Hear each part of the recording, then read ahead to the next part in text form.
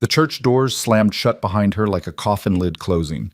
Mara Whitlock stood at the altar in a dress that squeezed the breath from her lungs, staring at a man whose face twisted in disgust the moment he saw her. In 3 seconds, he would destroy her in front of everyone. In 3 seconds, her worst nightmare would come true. But what happened next? When a scarred stranger rose from the shadows and spoke 2 words that changed everything, would shake this brutal frontier town to its core. Stay with me until the very end.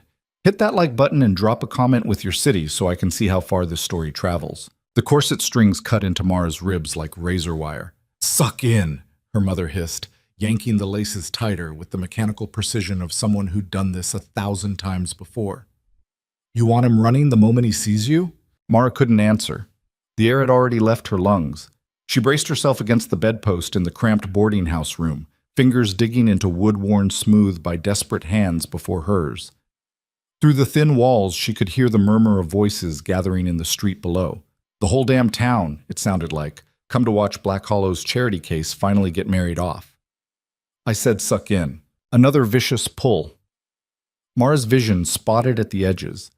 The mirror across the room showed her what she'd always seen, a round face flushed with shame, a body that took up too much space no matter how much her mother tried to compress it, eyes that had learned long ago not to expect kindness.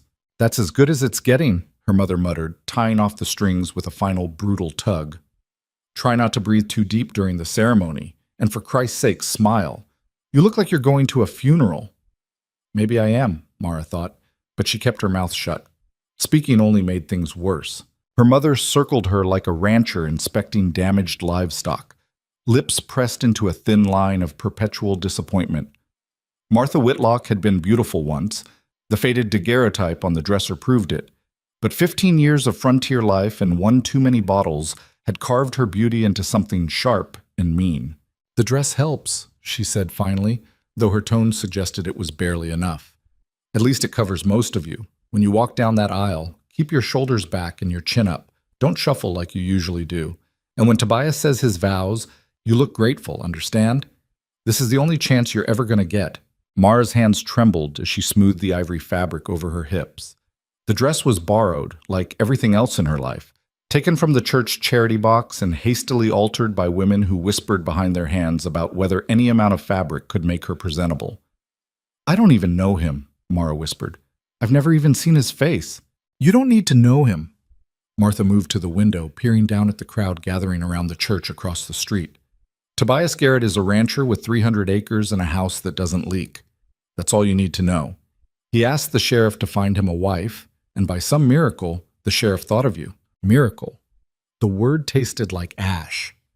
Mara knew exactly what kind of miracle it was, the kind that happened when a man was desperate enough to overlook a woman's appearance in exchange for the labor she could provide, the kind that had nothing to do with love and everything to do with transaction. "What if he—" Mara started, then stopped. The question was too dangerous to finish. "What if he what?" Martha spun around, eyes flashing. "Changes his mind? Decides you're not worth the trouble? Then you'd better pray he doesn't, because if this falls through, you're done in this town. Hell, you're already done. This is your last chance to be anything other than a burden I have to feed." The words hit like fists, but Mara had developed calluses where those particular blows landed. She'd been hearing variations of the same message since she was 12 years old, since her body had started changing in ways that made the other girls whisper and the boys laugh. Since she'd realized that in a place like Black Hollow, a woman's worth was measured in beauty and childbearing potential, and she apparently had neither. A knock at the door made them both jump. "It's time," a man's voice called. The sheriff, probably, come to escort her to her own execution. Martha straightened Mara's veil with rough hands. "Remember what I said. Smile. Be grateful. And for God's sake, don't cry. You'll make your face even more of a mess." The walk from the boarding house to the church took 3 minutes. It felt like 3 hours. The July sun beat down mercilessly on Black Hollow's main street, turning the dirt to dust that clung to Mara's borrowed dress. Sheriff Walker led the way, his boots kicking up small clouds with each step. Behind her, Martha followed in grim silence, occasionally adjusting Mara's veil like a butcher arranging a cut of meat for display. People lined the street, and they weren't subtle about their staring. Lord have mercy, someone muttered. That's the bride? Poor bastard. Heard Garrett's half blind. Only explanation. Laughter rippled through the crowd. Mara kept her eyes fixed straight ahead, on the white church at the end of the street with its crooked steeple and sun-bleached doors. Her face burned, but she didn't cry. She'd promised herself that much, at least. They could have her humiliation, her shame, her entire ruined life, but they couldn't have her tears. Not in public, not where they could see. The church doors loomed before her, already open, revealing the darkness inside. Mara could see shapes moving in the shadows. The congregation, packed into the pews like spectators at a hanging. The organ wheezed to life, playing a wedding march that sounded more like a funeral dirge. "Head up," Sheriff Walker said, not unkindly. He was one of the few people in Black Hollow who'd never been overtly cruel to her, though whether that was decency or indifference, Mara couldn't say. "It'll be over quick." That's what I'm afraid of, Mara thought. They paused at the threshold. Martha adjusted the veil one last time, then stepped aside. The sheriff offered his arm. Mara's father had died when she was 6, shot in a mining accident that left Martha bitter and broke, and she took it with shaking hands. "Ready?" he asked. No, she would never be ready, but she nodded anyway because what choice did she have? The organ music swelled. The congregation turned to stare. And Mara Whitlock walked into the church to meet the man who'd agreed to marry her sight unseen. The interior of the church was stifling. Every pew was packed with bodies, and the July heat turned the space into an oven. Mara could feel sweat gathering under the corset, making the fabric stick to her skin. The aisle stretched before her like the barrel of a rifle, and at the far end, illuminated by dusty shafts of sunlight falling through the high windows, stood a man, Tobias Garrett. He had his back to her, talking to the preacher in low, urgent tones. He was tall, taller than she'd expected, with broad shoulders and dark hair slicked back with too much pomade. He wore a black suit that looked new, the kind of thing a man bought when he wanted to make an impression. Mara forced herself to keep walking. Left foot, right foot. The borrowed shoes pinched, but she barely felt it. All her attention was locked on the man who was about to become her husband, trying to glean something, anything, from the rigid set of his shoulders. The congregation watched in silence. No one whispered congratulations or blessed the union. They just stared, waiting for whatever spectacle was about to unfold. 10 feet from the altar, Tobias turned around. The first thing Mara saw was his face, angular and weathered, with a strong jaw and eyes the color of creek water. Not ugly, not kind either, just assessing. Looking at her the way a rancher might look at a horse, checking for soundness, weighing value against cost. The second thing she saw was his expression change.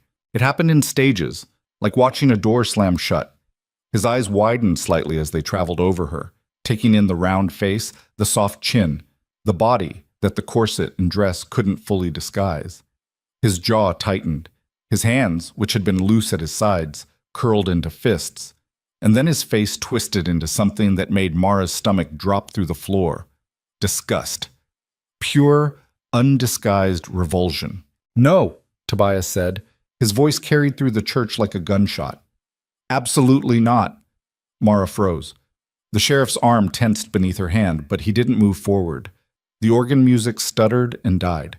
In the sudden silence, Mara could hear her own heartbeat pounding in her ears, a frantic rhythm that matched the panic clawing its way up her throat. "Mr. Garrett," the preacher said carefully, "perhaps we should—" "I said no." Tobias took a step backward, putting more distance between himself and Mara, as if she were something contagious. "This is... Jesus Christ, this is what you brought me? This is the woman I'm supposed to marry?" The congregation erupted into whispers. Mara felt the weight of 100 stares boring into her back, felt the heat rising in her face until it felt like her skin might catch fire. She wanted to run. She wanted to disappear. She wanted the earth to crack open and swallow her whole. But her feet wouldn't move. She stood there, rooted to the spot, as Tobias's face grew redder and his voice grew louder. "I asked for a wife," he snarled, jabbing a finger at Sheriff Walker. "Someone who could work a ranch, bear children, keep a house. What the hell am I supposed to do with that?" The word that hit Mara like a physical blow. Not her, not even she. Just that. A thing. An object. Something less than human. "Now hold on," Sheriff Walker started, but Tobias cut him off. You said she was plain. You said she was sturdy and healthy. And this? He gestured wildly at Mara, his disgust so palpable it seemed to fill the entire church.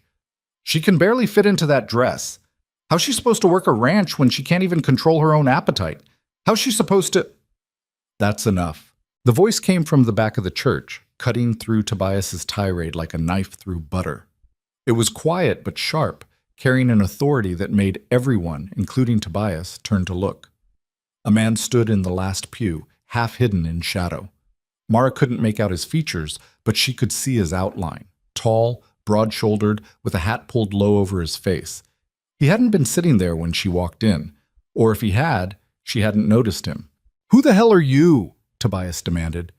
The stranger didn't answer. He just stepped into the aisle and started walking toward the altar with slow, measured steps that echoed in the silence. As he moved through the shafts of sunlight, Mara caught glimpses of him. Worn boots, faded denim, a leather vest over a dark shirt. Working clothes. Rancher's clothes, but not new or fancy like Tobias's suit. "I asked you a question," Tobias said, puffing up his chest. The stranger stopped about 6 feet away. He was older than Tobias, early 30s maybe, with a face that looked like it had been carved from the same hard stone as the mountains surrounding Black Hollow. A scar ran from his left eyebrow to his cheekbone, pale against sun-darkened skin. His eyes were dark, almost black, and they fixed on Tobias with an intensity that made the other man shift his weight. "Cole Bennett," the stranger said simply. His voice had the rough quality of someone who didn't use it often. "And you need to shut your mouth." A collective gasp went through the congregation. In Black Hollow, where men settled disputes with fists and bullets, those were fighting words. But Tobias, for all his bluster, seemed to recognize something in Cole Bennett that made him hesitate. He opened his mouth, closed it, then found his courage again. "This is none of your business, Bennett. This is between me and... You made it everyone's business when you decided to humiliate her in front of the whole town," Cole said. His eyes flicked to Mara for just a second, a brief measuring glance, then back to Tobias. "You want to back out of the contract, fine, but you do it respectful." "Respectful?" Tobias let out a harsh laugh. "You want me to be respectful to that? Look at her, she's..." He didn't get to finish. Cole moved fast, faster than a man his size should be able to move, and suddenly his hand was gripping the front of Tobias's new suit, pulling him up onto his toes. "I said," Cole repeated, his voice dropping to something dangerous, "shut your mouth." For a moment, the church held its breath. Mara watched, frozen in horror and strange fascination, as Tobias's face went from red to white to purple. His hands came up to claw at Cole's grip, but the older man didn't budge. "Mr. Bennett," Sheriff Walker said, moving forward with his hand hovering near his gun belt. "That's enough. Let him go." Cole held on for another 3 seconds.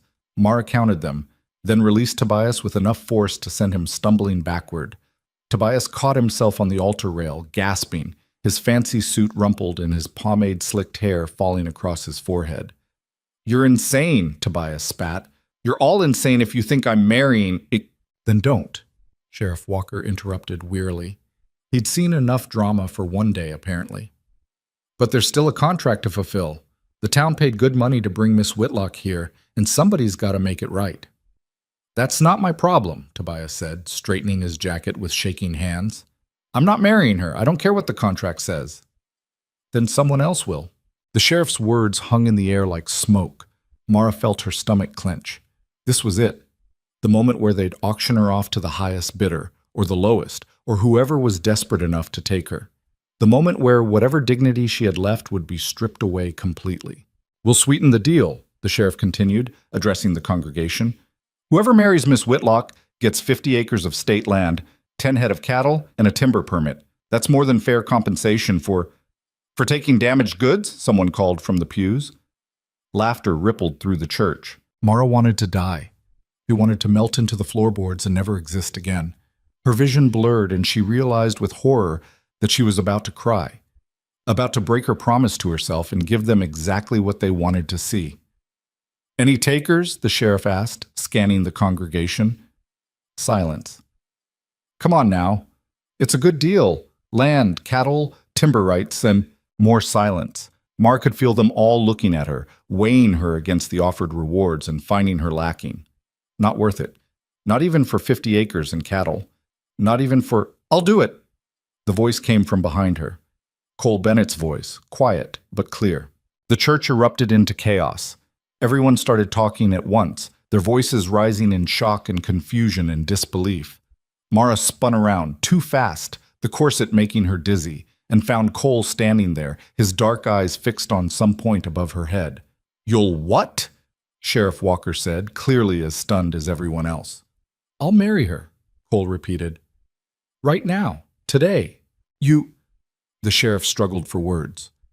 "Mr. Bennett, do you understand what you're agreeing to? This is a legal marriage contract, binding, permanent." "I understand." "And you want the land? The cattle?" "No." That single word cut through the noise like a blade. The congregation fell silent again, confusion replacing shock. "No?" the sheriff echoed. "Don't want your land, don't want your cattle. Don't want anything except to finish this ceremony and get out of here." Mara stared at him, trying to understand. Men didn't do things like this. Men didn't volunteer to marry women like her without compensation, without reason, without something in it for them. It didn't make sense. None of this made sense. "Cole," someone said from the pews, an older man with a weathered face and concerned eyes. "Think about what you're doing, son. You don't know this girl. You don't owe her anything." "I know," Cole said simply. "Don't matter." "It matters plenty." The older man stood up, agitation clear in every line of his body. "You can't just— Sarah wouldn't want— Don't!" The single word came out like a whip crack. Cole's face had gone hard as granite, and his hand had moved to his belt, fingers curling around something Mara couldn't see. "Don't speak for her." The older man subsided, sinking back into his pew with a troubled expression. The church fell silent again, everyone watching Cole with a mixture of pity and confusion and, in some faces, anger. Sheriff Walker cleared his throat. "Miss Whitlock, are you agreeable to this arrangement?" Mara's mouth opened, but no sound came out. Was she agreeable?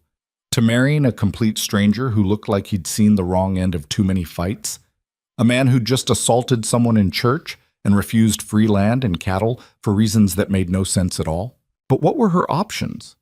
Go back to the boarding house with her mother and face whatever punishment waited there? Stay in Black Hollow as the woman who got rejected at the altar, the laughingstock of the territory?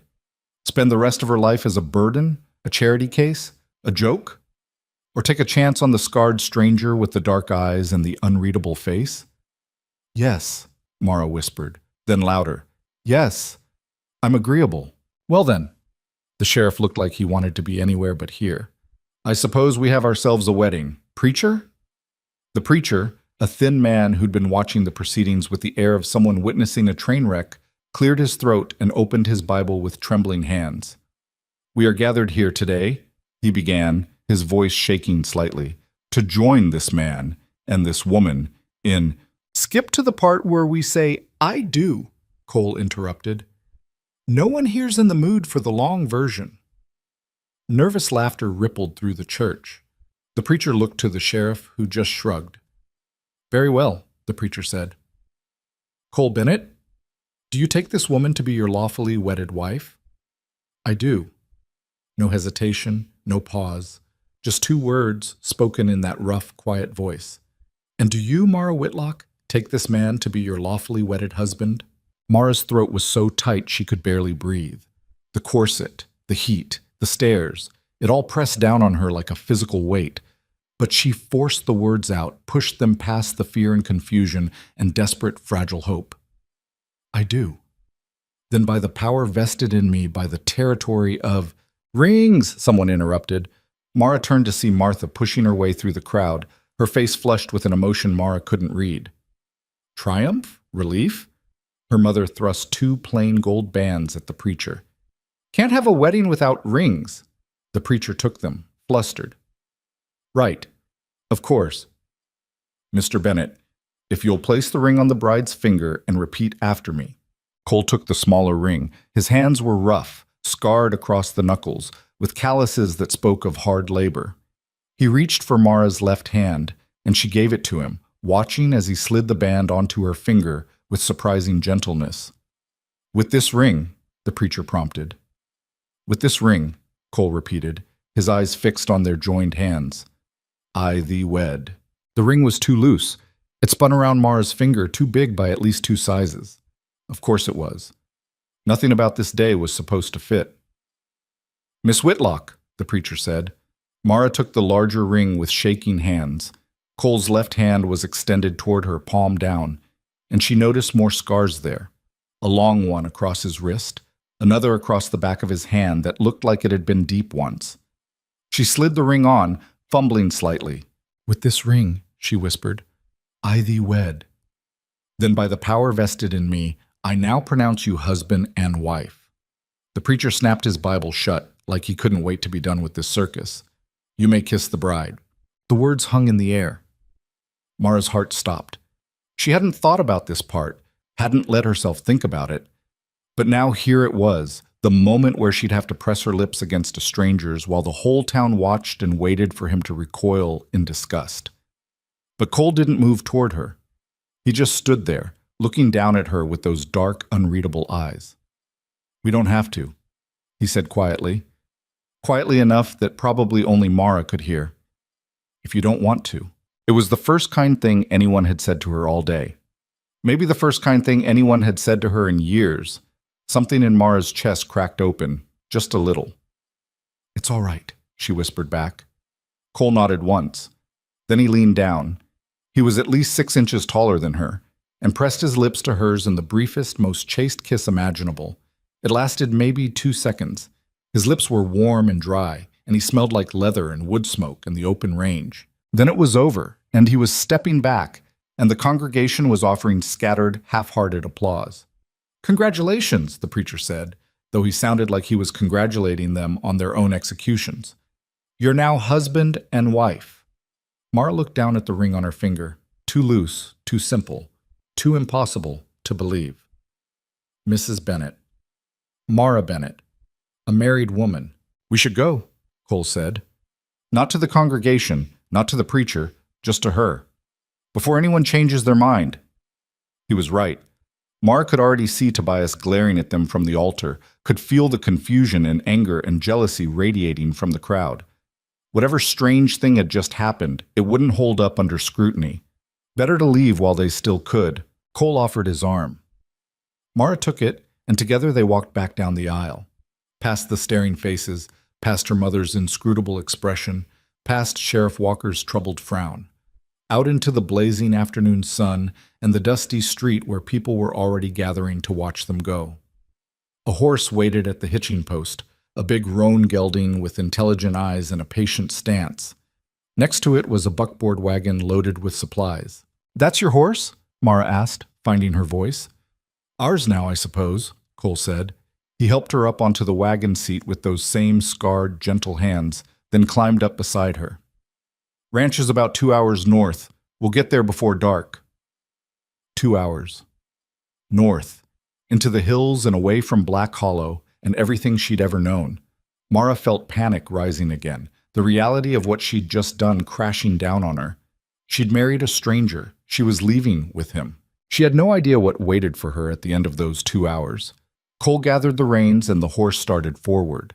Behind them, Mara could hear voices rising, questions, speculation, cruel laughter. She didn't turn around. Couldn't turn around. If she looked back, she might lose her nerve completely. "You all right?" Cole asked as they left the main street behind. "I don't know," Mara said honestly. "Are you going to tell me why you did that?" "Not yet." "Will you ever?" Cole was quiet for a long moment, guiding the horse onto the northern trail that led up into the hills. Finally, "Maybe. When I figure out how to explain it." That should have scared her, should have sent every warning bell in her head clanging, but somehow it didn't. There was something in Cole's voice, not kindness exactly, but not cruelty either. Just honesty. Raw and uncomfortable, but honest. They rode in silence as Black Hollow disappeared behind them. The town looked smaller from up here, less imposing. Just a collection of wooden buildings squatting in the dust, full of small people living small, mean lives. Mara loosened the strings of her corset, gasping as air rushed back into her lungs. Cole glanced at her but didn't comment, just kept the horse moving at a steady pace. The hills rose around them, covered in scrub pine and sage. The air smelled cleaner here, away from the town's dust and smoke. Birds called from the trees, and somewhere in the distance, Mara could hear running water. "It's beautiful," she said without thinking. "It's hard," Cole corrected. "Beautiful doesn't mean easy. You'll need to learn that quick if you're going to survive out here." "I'm stronger than I look." The words came out before Mara could stop them, defensive and sharp. But Cole just nodded. "I know," he said simply. "How could you possibly know that?" "Because you're still here," Cole said. "After everything that happened in that church, you're still here. You didn't run. You didn't break.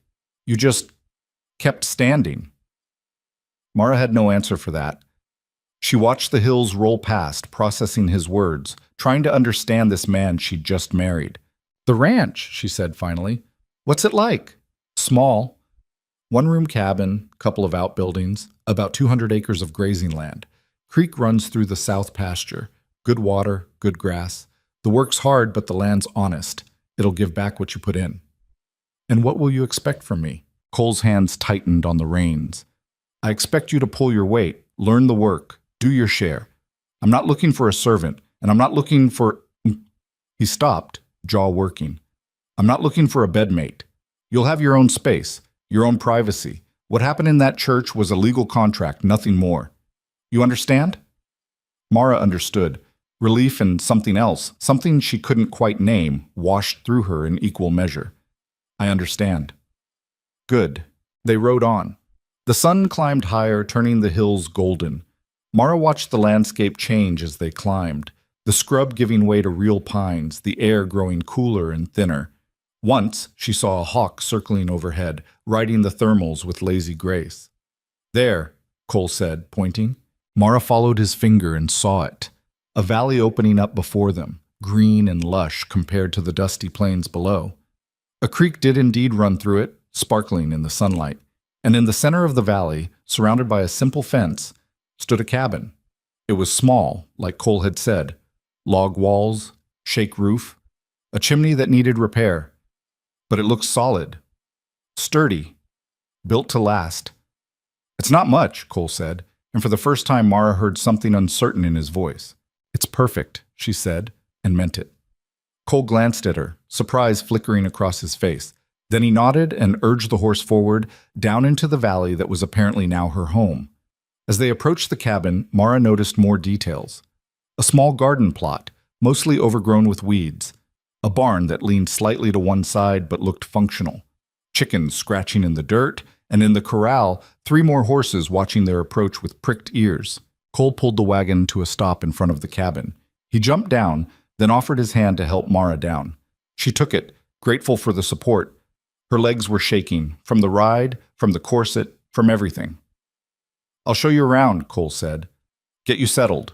The cabin interior was dim and sparse. One room, like he'd said, divided by function rather than walls. A fireplace dominated one end, with a rough table and 2 chairs nearby. A bed stood in the far corner, a real bed, with a frame and a mattress and blankets that looked clean. A few shelves held supplies, flour, coffee, dried beans, and in another corner, somewhat separate from the rest, was a smaller sleeping area with a cot and a trunk. "That's yours," Cole said, gesturing to the cot. "I'll take the bed. It's not much privacy, but—" "It's fine," Mara interrupted. "More than fine. Better than she'd expected." "Thank you." Cole nodded, looking uncomfortable with her gratitude. He moved to the supplies on the wagon and started unloading, carrying sacks of flour and sugar inside with efficient movements. Mara helped, though the borrowed dress and loosened corset made everything awkward. Together they unloaded the wagon in silence, establishing a rhythm. It felt strange, working alongside a man she didn't know, but not unpleasant. Cole didn't bark orders or criticize her efforts. He just worked and expected her to do the same. When the wagon was empty, Cole unhitched the horse and led it to the corral. Mara watched from the cabin doorway, taking in her new home with eyes that still couldn't quite believe this was real. The sun was sinking toward the western hills, painting everything gold and orange. The evening air carried the smell of pine and creek water and earth. It was so quiet here. No shouting, no laughter, no whispers behind hands, just the wind in the trees and the chickens clucking and the horses moving peacefully in their corral. Cole returned from the barn and paused when he saw her standing there. "You hungry?" he asked. Mara realized she was. Starving, actually. She'd been too nervous to eat breakfast, and the wedding, if it could be called that, had happened around noon. Her stomach growled audibly. "I'll take that as a yes," Cole said. The corner of his mouth twitched. Not quite a smile, but close.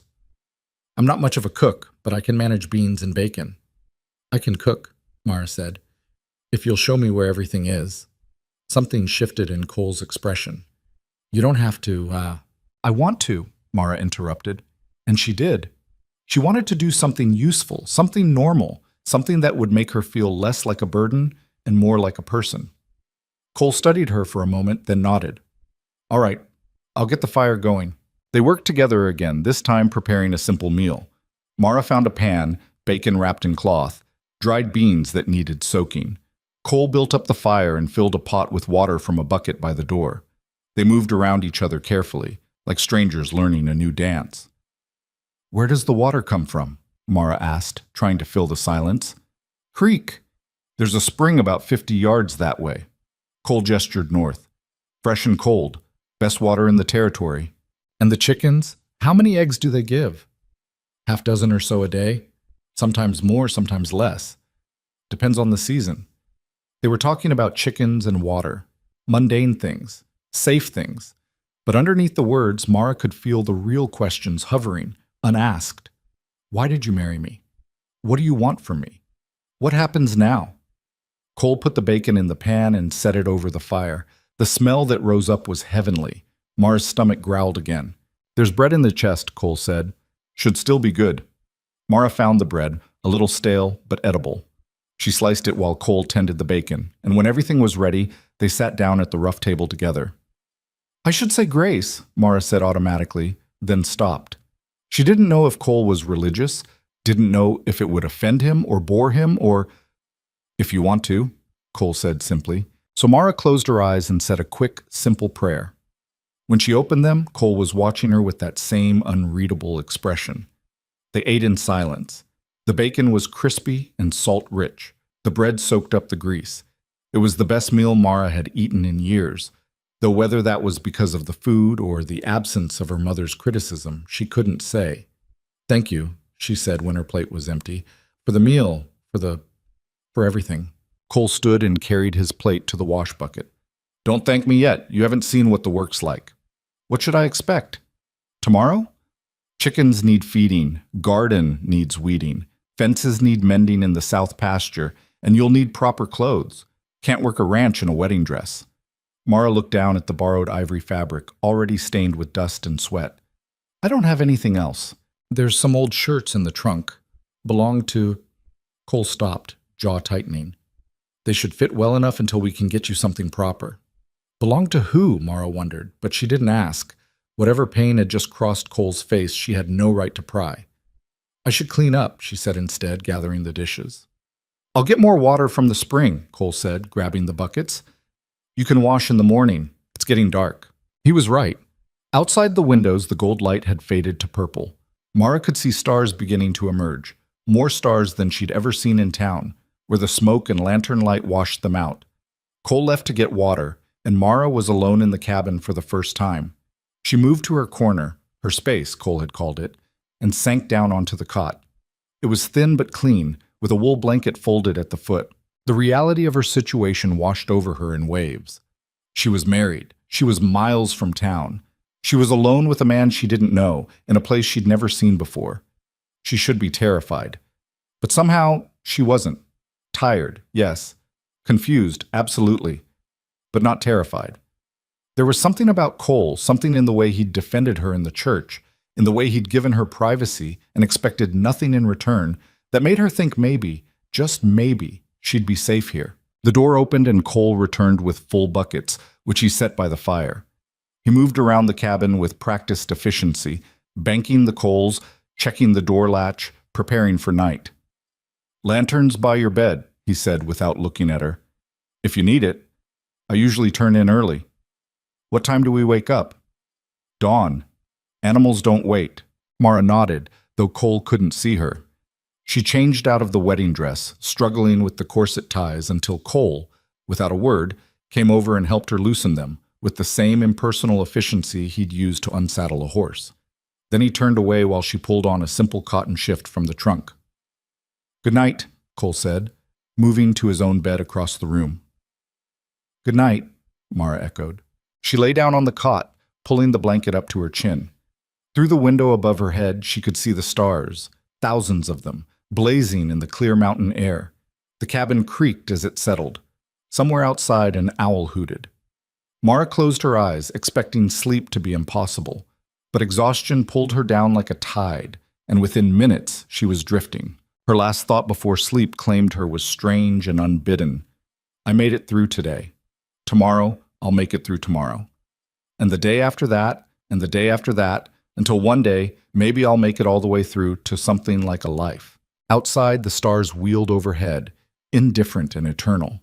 And in the valley, in the small cabin by the creek, two strangers began their first night as husband and wife, each carrying secrets, each bearing scars, each hoping, in their own silent way, that somehow this impossible arrangement might lead to something neither of them dared name.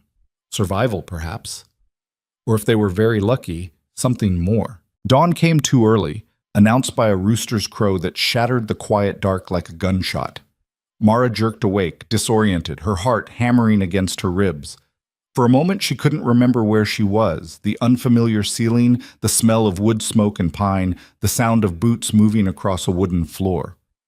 Then it all came flooding back. The wedding. The rejection. Cole Bennett. She sat up too quickly and her head spun. Through the gray pre-dawn light, she could see Cole already dressed, moving around the cabin with the quiet efficiency of someone who'd done this 1,000 times. He had his back to her, building up the fire from last night's coals. "You're awake," he said without turning around. "Good. Get dressed. Work starts in 20 minutes. "No. Good morning. No. How did you sleep?" "Just straight to business." Mara swung her legs off the cot and immediately regretted it. Every muscle in her body ached from yesterday's wagon ride, and her ribs were still tender from the corset. She fumbled through the trunk Cole had mentioned, finding men's shirts that smelled faintly of cedar. And something else. Lavender, maybe. They were too big through the shoulders, but serviceable. There were also trousers, rough denim that she'd never have been allowed to wear in town. Her mother would have called them indecent. Her mother would have said a lot of things. But her mother wasn't here. Mara dressed quickly, grateful that Cole kept his eyes on the fire. The trousers felt strange, the freedom of movement both liberating and uncomfortable. She'd spent her whole life in skirts and corsets, learning to take small steps, to make herself smaller. These clothes demanded something different. "There's coffee," Cole said, gesturing to a pot hanging over the fire. "And bread from last night. Eat quick." Mara poured herself a cup with shaking hands. The coffee was strong enough to strip paint, black as tar, and twice as bitter. She forced it down anyway, needing the heat, and the wake-up more than she needed it to taste good. Cole ate standing up, one hand wrapped around his own cup, eyes already on the window and the lightening sky beyond. He looked like a man cataloging 1,000 tasks, prioritizing, planning. Mara wondered if he ever stopped moving, ever stopped thinking about the next thing that needed doing. "You know anything about chickens?" he asked. "A little. We kept some in town before my father died." Cole nodded. "Then you'll handle them. Feed, water, collect eggs. Coop's behind the cabin. Feed's in the barrel by the door, and don't let them bully you. They'll try." "Chickens will try to bully me." "Everything out here will try to bully you if you let it." Cole set his cup down and reached for his hat. "Animals, weather, land itself. You show weakness, it'll take advantage. You understand?" Mara thought about yesterday, about standing at that altar while Tobias Garrett called her disgusting in front of the whole town. About the years before that, the daily humiliations, the constant reinforcement that she was less than, wrong, unworthy. "I understand," she said quietly. Something flickered across Cole's face. Approval, maybe, or recognition. "Good. I'll be in the south pasture mending fence. You need anything, ring the bell by the barn. I'll hear it." Then he was gone. the door closing behind him with a solid thunk that left Mara alone in the cabin with her cooling coffee and her racing thoughts. She stood there for a moment, frozen by the sheer weight of everything she didn't know.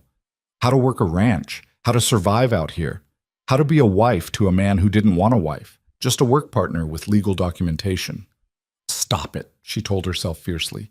You got through yesterday. You'll get through today. The chickens, at least, were familiar territory. Mara found the coop exactly where Cole said it would be, a sturdy structure built against the north side of the barn. Inside, a dozen hens roosted on perches, eyeing her with the suspicious intelligence that chickens somehow managed despite their bird brains. "Good morning," Mara said, feeling foolish for talking to poultry, but needing to hear a voice, even her own. "I'm Mara. I'll be taking care of you from now on." The hens clucked skeptically. Mara found the feed barrel and scattered a generous handful across the coop floor. The chickens descended like feathered locusts, pecking and shoving each other with surprising violence. Cole was right. They were bullies. But they were also just chickens, doing what chickens did, and there was something comforting in that simplicity. She collected 7 eggs, cradling them carefully in her borrowed shirt. They were still warm, smooth, and perfect in her palms. When was the last time she'd held something that felt like promise, like potential? Back in the cabin, she set the eggs carefully in a bowl and stood at the window, watching the sun climb higher. She could see Cole in the distance, a dark figure against the golden grass of the south pasture, working at something she couldn't quite make out. He moved with purpose, with certainty, like a man who knew exactly where he belonged. Mara envied that. She'd never belonged anywhere. Not really. Not in her mother's house, not in Black Hollow, not even in her own skin half the time. But maybe here, in this valley, with this silent man and these bully chickens, she could build something that felt like belonging. Maybe. The morning stretched on. Mara explored the cabin more thoroughly, taking inventory of supplies, memorizing where things were kept. She found a broom and swept the floor, found a wash basin and scrubbed the breakfast dishes. Small tasks, domestic tasks, the kind of work she'd been doing her whole life. But here, it felt different. Here, there was no one standing over her shoulder criticizing the way she held the broom or washed the cups. No one sighing dramatically about what a burden she was. Just the work itself, honest and simple. Around mid-morning, Mara noticed the garden plot Cole had mentioned yesterday. It was even more overgrown than she'd first thought. Weeds choking out the remains of what looked like it had once been a vegetable garden. Tomato stakes stood like grave markers over dead plants. A pumpkin vine had gone wild, sprawling across half the plot with nothing to show for it but yellowed leaves. Someone had cared for this garden once.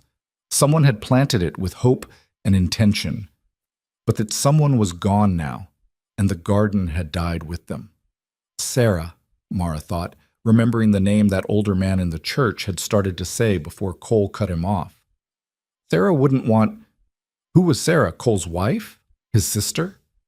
The questions burned, but Mara knew better than to ask. Cole had made it clear yesterday that some subjects were forbidden territory. Still, looking at that dead garden made Mara's chest ache. It seemed like such a waste. The soil was good here. She could tell by the way the weeds thrived. With some work, with care and attention, this plot could feed them through the winter, could give them fresh vegetables instead of just dried beans and salt pork.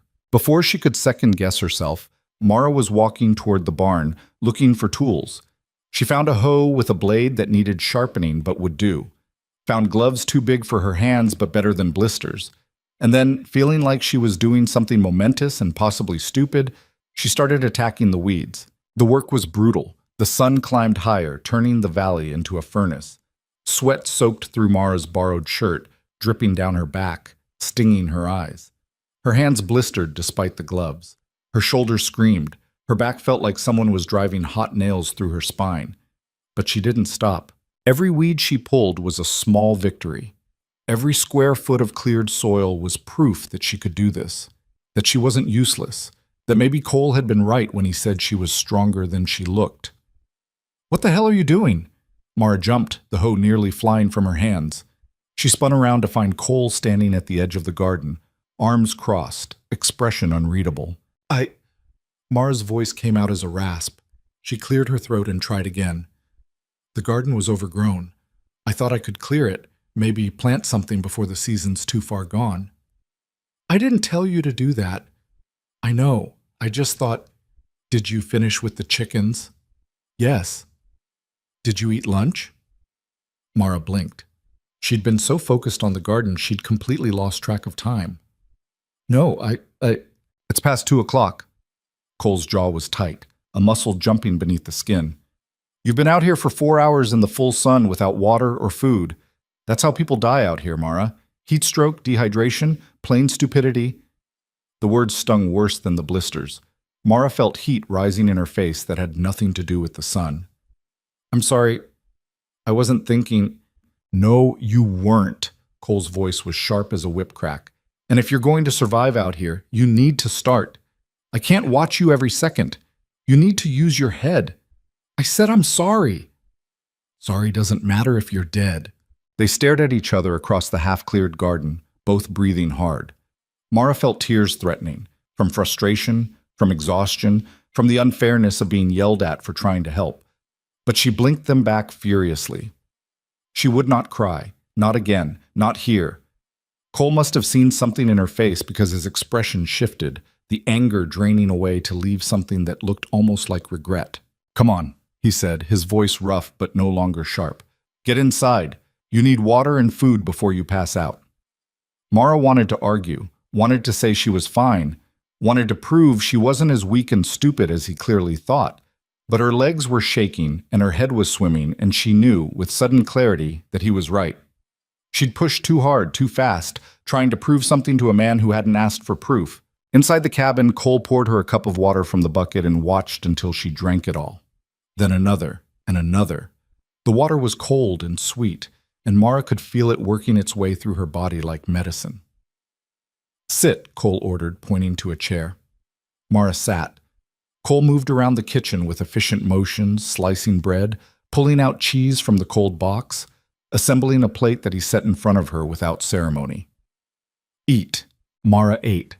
The food tasted like dust in her mouth, but she forced it down, one bite at a time, while Cole stood at the window with his back to her. I didn't mean to worry you, Mara said finally, when the silence became unbearable. You didn't worry me. You sounded worried. Cole's shoulders tensed. I sounded angry. There's a difference. Is there? He didn't answer that, just kept staring out the window at something Mara couldn't see. She studied the line of his back, the rigid set of his shoulders, trying to understand this man who'd married her for reasons he wouldn't explain, and who yelled at her for working too hard. The garden, Mara said quietly. Did Sarah plant it? The temperature in the room dropped 10 degrees. Cole went absolutely still, his hand curling into a fist against the window frame. Don't, he said. Just that one word, flat and final. I'm sorry. I shouldn't have. No, you shouldn't have. Cole turned to face her, and the look in his eyes made Mara wish she could take the question back. Not anger now, but something worse. Something that looked like old pain buried deep but never healed. That garden's got nothing to do with you. Leave it alone. But I already started clearing it. Then stop. Let it go back to weeds. I don't care. Cole grabbed his hat from the hook by the door. I've got work to finish. You stay inside until the sun's lower. Drink more water. And next time you get an idea, ask me first before you half-kill yourself. He was out the door before Mara could respond, leaving her alone with her half-eaten lunch and the bitter taste of shame. She sat there for a long time, staring at nothing, trying to understand what had just happened. She'd thought she was helping, thought she was proving her worth, showing that she could contribute more than just cooking and cleaning, but instead she'd somehow managed to touch a wound she didn't know existed. Sarah. That name hung in the air like smoke. Whoever she was, whatever had happened to her, Cole wasn't ready to talk about it. Maybe he never would be. Mara finished her lunch mechanically, then washed the dishes and put them away.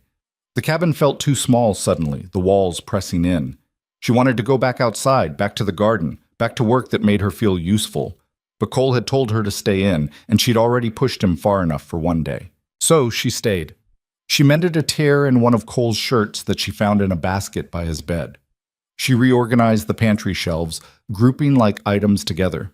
She did all the small, invisible tasks that women did to make a house feel like a home, even though this wasn't her home and might never be.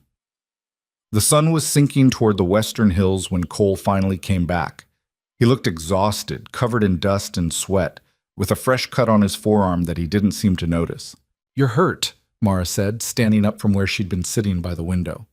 Cole glanced at his arm like he'd forgotten it was there. "It's nothing, barbed wire." "Let me clean it." "I said it's nothing." "And I said, let me clean it." Mara surprised herself with the firmness in her voice. "You can't work if that gets infected, and I assume you need to work, so sit down and let me help you." For a moment she thought he'd refuse, but then something in his face shifted, and he moved to the table and sat down with a sigh that sounded like surrender. Mara found clean cloth and water, moving with the practiced efficiency of someone who'd patched up her share of wounds. Her father had worked in the mines. She remembered cleaning his cuts and scrapes when she was small, before the accident that killed him. She approached Cole carefully, like he was a half-wild animal that might bolt. Up close, she could see the fine lines around his eyes, the silver threading through his dark hair at the temples. He was older than she'd first thought, mid-30s probably, though hard living could age a man fast out here. "This'll sting," Mara warned, dabbing at the cut with wet cloth. Cole didn't flinch, didn't make a sound. Just sat there, stone still while she worked, his eyes fixed on some point past her shoulder. "You're good at this," he said after a moment. "I've had practice." "Your father?" "Before he died, yes. Mines are dangerous work." Mara wrapped a clean strip of cloth around Cole's forearm, tying it off with neat efficiency. "There. Keep it clean, and it should heal fine." "Thank you." The words were so quiet, Mara almost missed them. She looked up and found Cole watching her with an expression she couldn't read. Not gratitude, exactly. Something more complicated. "You're welcome," she said. They stayed like that for a moment, close enough that Mara could see the darker flecks in Cole's brown eyes, could smell the honest sweat and leather scent of him. Then Cole stood abruptly, breaking whatever strange spell had fallen over them. "I'll get cleaned up," he said. "Then we should eat." Dinner was beans and bacon again. Mara was starting to suspect that was Cole's entire culinary repertoire, but she was too hungry to complain. They ate in silence, the only sound the scrape of spoons against tin plates and the pop of logs in the fire. "Tomorrow," Cole said finally, pushing his empty plate away, "I need to ride into town for supplies. You'll come with me." Mara's stomach dropped. Black Hollow? Only town within 50 miles. Unless you want to go without coffee and flour for the next month. "Can't you go alone?" "I could." Cole's eyes met hers. "But you're going to have to face them sometime. Might as well be sooner rather than later." Mara wanted to argue, wanted to say she'd rather go without coffee and flour and every other supply in the world than face the people who'd laughed at her humiliation. But she knew he was right. She couldn't hide in this valley forever. "What time do we leave?" she asked. "Dawn. It's a 3-hour ride." 3 hours there, time in town. 3 hours back. An entire day of exposure, of stares, of whispers. Mara felt her appetite disappear, but she forced herself to finish her beans anyway. She'd need the strength. That night, lying on her cot in the darkness, Mara couldn't sleep.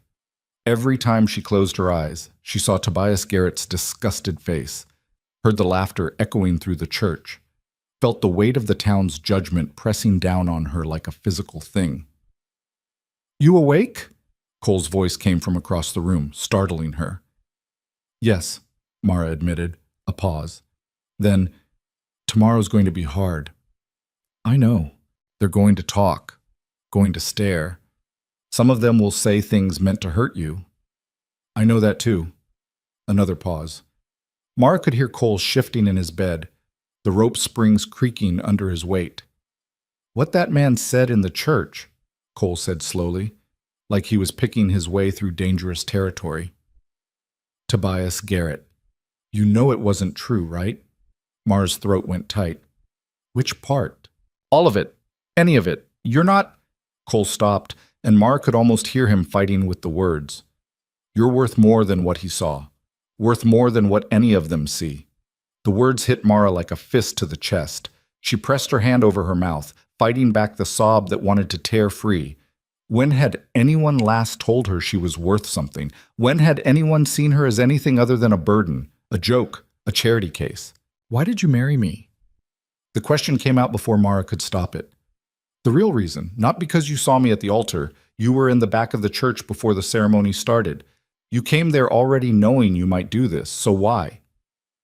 Silence stretched so long Mara thought Cole wouldn't answer. Then, I had a wife once, Anna, and a daughter, Emma. She was 3 years old.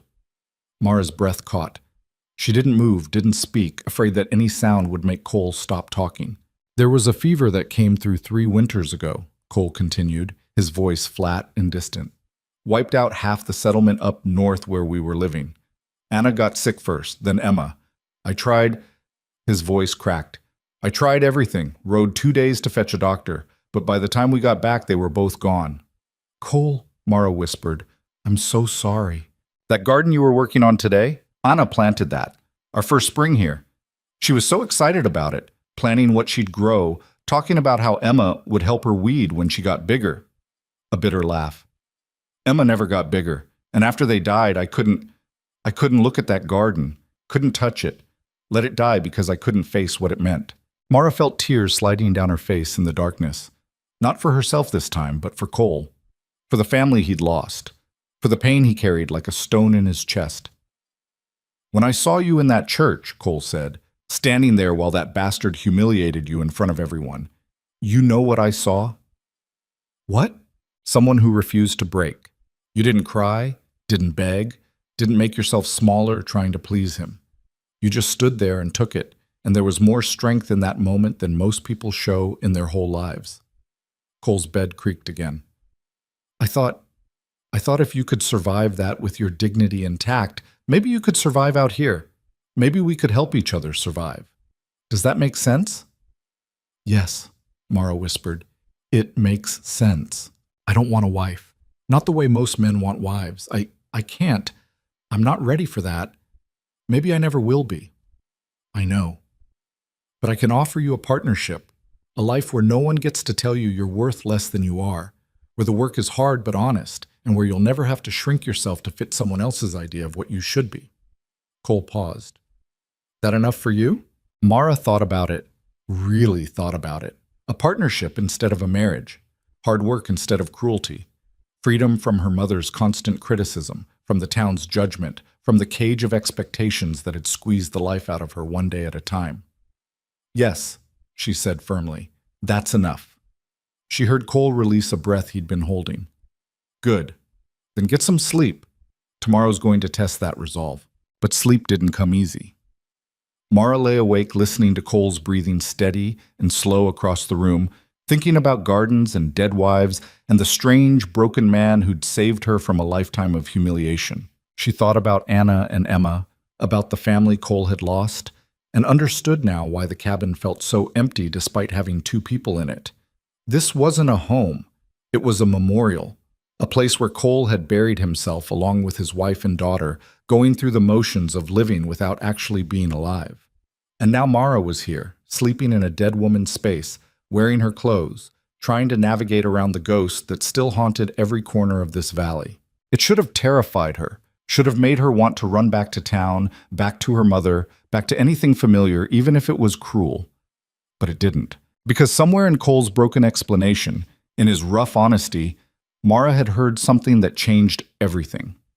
He saw her, not as a burden or a joke or a body that took up too much space, but as a person with strength and worth. And maybe that was all she'd ever really needed, just one person who looked at her and saw something worth keeping. Dawn came too soon, announced by that same damned rooster. Mara dragged herself out of bed, every muscle screaming from yesterday's garden work. Cole was already up, making coffee, his face set in grim determination. Eat quick, he said. We need to get there early, before the crowds. Mara forced down bread and coffee, her stomach churning with dread. Cole packed supplies into saddlebags, empty flour sacks, a list written in careful block letters, money in a leather pouch. You'll ride the mare, he said, leading Mara out to the corral. Her name's Daisy. She's gentle. The mare was gentle, thankfully, because Mara's horseback riding experience consisted of exactly 3 childhood pony rides at a church fair. Cole boosted her into the saddle with impersonal efficiency, then swung onto his own horse, the big roan gelding from yesterday, with the ease of someone who'd been born in a saddle. They rode out as the sun cleared the eastern hills, turning the valley gold and beautiful. Mara looked back once at the cabin, at the garden she'd started clearing, at this strange new life that was either her salvation or her grave. Too soon to tell which. The ride to Black Hollow took every bit of the 3 hours Cole had promised. They didn't talk much. Cole seemed lost in his own thoughts, and Mara was too focused on not falling off her horse to make conversation. But the silence wasn't uncomfortable. It was the silence of two people who understood that some journeys were better made without words. As they descended from the hills into the flat plains where Black Hollow squatted in the dust, Mara felt her chest tighten. She could see the town in the distance, small and mean and exactly as she remembered. Her hands tightened on the reins until her knuckles went white. "Breathe," Cole said quietly. "You're not the same woman who left here 3 days ago." "I'm exactly the same." "No, you're not." Cole looked at her, his dark eyes serious. "That woman was alone. You're not alone anymore." The words settled over Mara like armor. Not much armor, maybe, but enough to straighten her spine and lift her chin as they rode into town. It was market day, which meant the streets were crowded with wagons and people buying and selling and gossiping. Mara felt eyes turning their way immediately, felt the whispers starting like wildfire.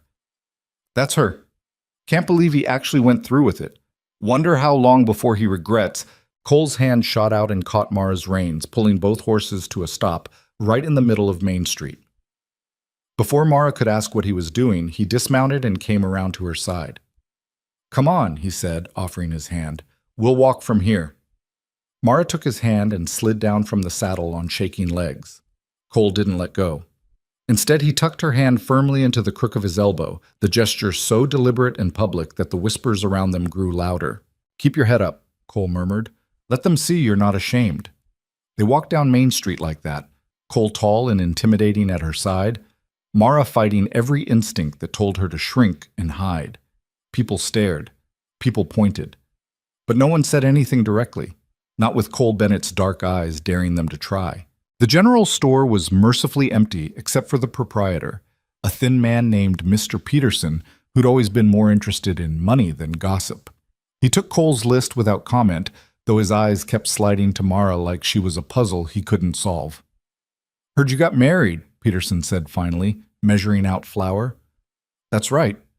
To Mara Whitlock. Mara Bennett now," Cole corrected, his voice flat. "And if you've got a point, make it." Peterson raised his hands defensively. "No point, just making conversation. Congratulations and all that." "Much obliged." They gathered their supplies in tense silence. Mara helped carry sacks to the door, grateful to have something to do with her hands.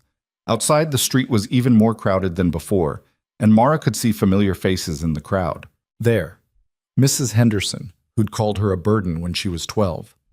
Mr. Sykes, who'd laughed loudest at her humiliation. And there, standing outside the saloon with 3 of his friends, was Tobias Garrett himself. He saw them at the exact moment Mara saw him. His face went red, then white, then red again. He said something to his friends, and they all turned to stare. "Cole?" Mara whispered, her courage faltering. "Maybe we should—" But Cole was already moving toward Tobias with long, determined strides. Mara hurried after him, her heart in her throat. "Garrett," Cole said when they were close enough. His voice carried across the street, making heads turn. "Got something to say?" Tobias puffed up like a rooster. "As a matter of fact, I do. I want to know what the hell you were thinking, Bennett. Marrying her, when you knew what kind of woman she is." "What kind of woman is that?" "The lazy kind. The kind who can't control herself around food. The kind who'll eat you out of house and home and give you fat, stupid children." Tobias's friends laughed, emboldened by the crowd gathering around them. Cole's expression didn't change, but Mara felt him tense beside her like a coiled spring. When he spoke, his voice was quiet, too quiet, in that dangerous way that made smart people back down. "You finished? I'm just trying to help you out, Bennett. Save you some trouble before you're locked into—" Cole moved. 1 second he was standing beside Mara, the next his fist had connected with Tobias's jaw with a crack that echoed down the street. Tobias went down hard, sprawling in the dirt like a dropped sack of grain. The crowd gasped. Tobias's friends started forward, but one look from Cole stopped them cold. "Anyone else got something to say about my wife?" Cole asked the crowd. his voice still deadly quiet. Silence. Even the wind seemed to hold its breath. Cole extended his hand to Tobias, who was clutching his jaw and looking up with dazed, furious eyes. "Get up! I didn't hit you that hard." "You son of a—" "I said get up." Cole's hand didn't waver. "Stand up like a man and look at what you threw away." Slowly, reluctantly, Tobias took Cole's hand and let himself be pulled to his feet. Blood trickled from his split lip, and his jaw was already starting to swell. Cole turned to Mara. "Come here." Mara's legs felt like water, but she made them move. She walked over to stand beside Cole, feeling every eye in Black Hollow boring into her. "This woman," Cole said loudly enough for everyone to hear, "is worth 10 of you, Garrett. She's got more courage in her little finger than you've got in your whole body. And I didn't marry her for land or cattle or any damn reward. I married her because I chose to. Because she's the kind of person who stands tall when small men try to break her. Because she's got strength you wouldn't recognize if it punched you in the face, which it just did, through my fist." A few nervous laughs rippled through the crowd.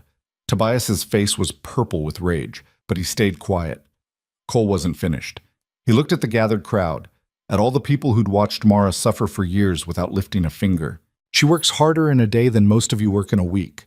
She doesn't complain, doesn't quit, doesn't expect anyone to carry her. And the fact that none of you saw that, the fact that you judged her on nothing but her appearance, says a hell of a lot more about you than it does about her."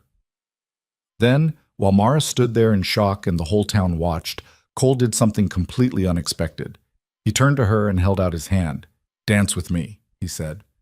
Mara stared at him. "What?" "Dance with me, right here." "Cole, there's no music." "Don't need music." His hand stayed extended, steady and sure. "Just need you to trust me." Around them, the crowd had gone absolutely silent. Mara could feel their shock, their confusion, their judgment. This was insane. This was public spectacle. This was Cole, asking her to dance in the middle of Main Street, daring the whole town to laugh while he showed them exactly how little their opinions mattered. Mara took his hand. Cole pulled her close, closer than was proper, closer than they'd ever been, and began to move. Not a waltz, not any dance Mara recognized, just a slow sway, back and forth, while the whole town watched.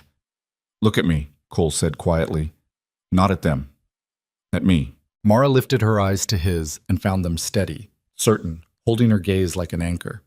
In that moment, with Cole's hand warm against her back and his eyes locked on hers, the rest of Black Hollow faded away. The whispers, the stares, the years of shame, all of it became background noise. "You're doing fine," Cole murmured. "Just fine." They danced for maybe a minute, maybe an hour. Mara couldn't tell. Time had stopped meaning anything. There was just this moment, this impossible moment, where a scarred rancher and a rejected bride moved together in the dust while the sun beat down and the whole world held its breath. When Cole finally stopped, when he stepped back and let her go, Mara realized something had shifted. The crowd was still staring, but differently now. Some faces showed anger, yes, but others showed something else. Confusion, uncertainty, and on a few faces, just a few, something that might have been grudging respect. "We done here?" Cole asked, loud enough for everyone to hear. No one answered. "Good." Cole gathered up their supply sacks, loaded them efficiently onto the horses, then boosted Mara back into her saddle. Before mounting his own horse, he turned back to Tobias one last time. "One more thing, Garrett. You ever speak about my wife that way again? You ever even look at her wrong? And next time I won't pull the punch. Understand?" Tobias nodded mutely, still holding his jaw. Cole swung into his saddle and they rode out of Black Hollow at a walk, unhurried, heads high. Behind them, Mara could hear the explosion of voices as everyone started talking at once. But she didn't look back.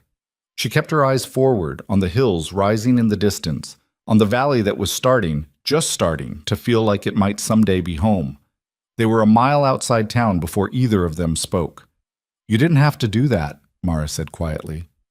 "Yeah, I did." "He'll hate you now. The whole town probably will." Cole shrugged. "Already did, most of them." "I don't come to town for friends." "Then why do you come?" "Supplies. And now," Cole glanced at her, "now to make sure they remember you're not alone." Those words again. "You're not alone anymore. Mara rolled them around in her mind, testing their weight, their truth. 3 days ago, she'd been the most alone person she could imagine. And now she had Cole Bennett. Not a husband in the traditional sense, not a savior or a hero or any of those romantic notions. Just a broken man with ghosts of his own, offering her a partnership built on hard work and mutual survival. It should have felt like settling. Instead, riding back toward the ranch with the afternoon sun on her face and Cole's solid presence beside her, Mara felt something she hadn't felt in years. Hope. The days that followed their trip to Black Hollow fell into a rhythm that was equal parts grueling and oddly comforting. Mara woke before dawn to the rooster's crow, dressed in borrowed clothes that were starting to feel less foreign, and stepped into work that demanded everything she had. Cole was relentless but fair. He showed her once how to do something, how to mend a fence post, how to muck out the barn, how to check the horses for injuries, and then expected her to remember. He didn't coddle her when she made mistakes, but he didn't humiliate her either. Just pointed out what went wrong and told her to try again. "Tighter," he said one morning, watching her wrap twine around a broken fence rail. "That'll come loose in the first strong wind." Mara gritted her teeth and unwound the twine, starting over. Her hands were covered in blisters that had burst and reformed into calluses. Her shoulders ached permanently. Her back felt like someone had taken a hammer to her spine. But she was getting stronger. She could feel it in the way her body responded to the work now. Less shock, more muscle memory. She could lift a water bucket without her arms shaking, could walk the length of the pasture without gasping for breath. "Better," Cole said, examining her fence repair. "That'll hold." 2 words of approval, delivered in his usual flat tone. But Mara felt them like sunshine breaking through clouds. The garden became her obsession.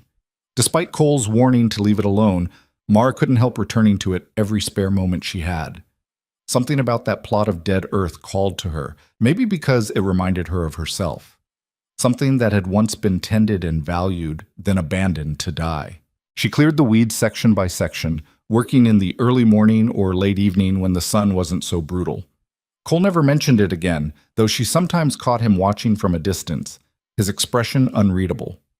One evening, about 2 weeks after the trip to town, Mara was on her hands and knees pulling stubborn dandelion roots when she heard footsteps behind her. "You're wasting your time," Cole said. "Season's too far gone to plant anything that'll produce before frost." "I know." Mara sat back on her heels, wiping sweat from her forehead. "But at least it'll be ready for spring.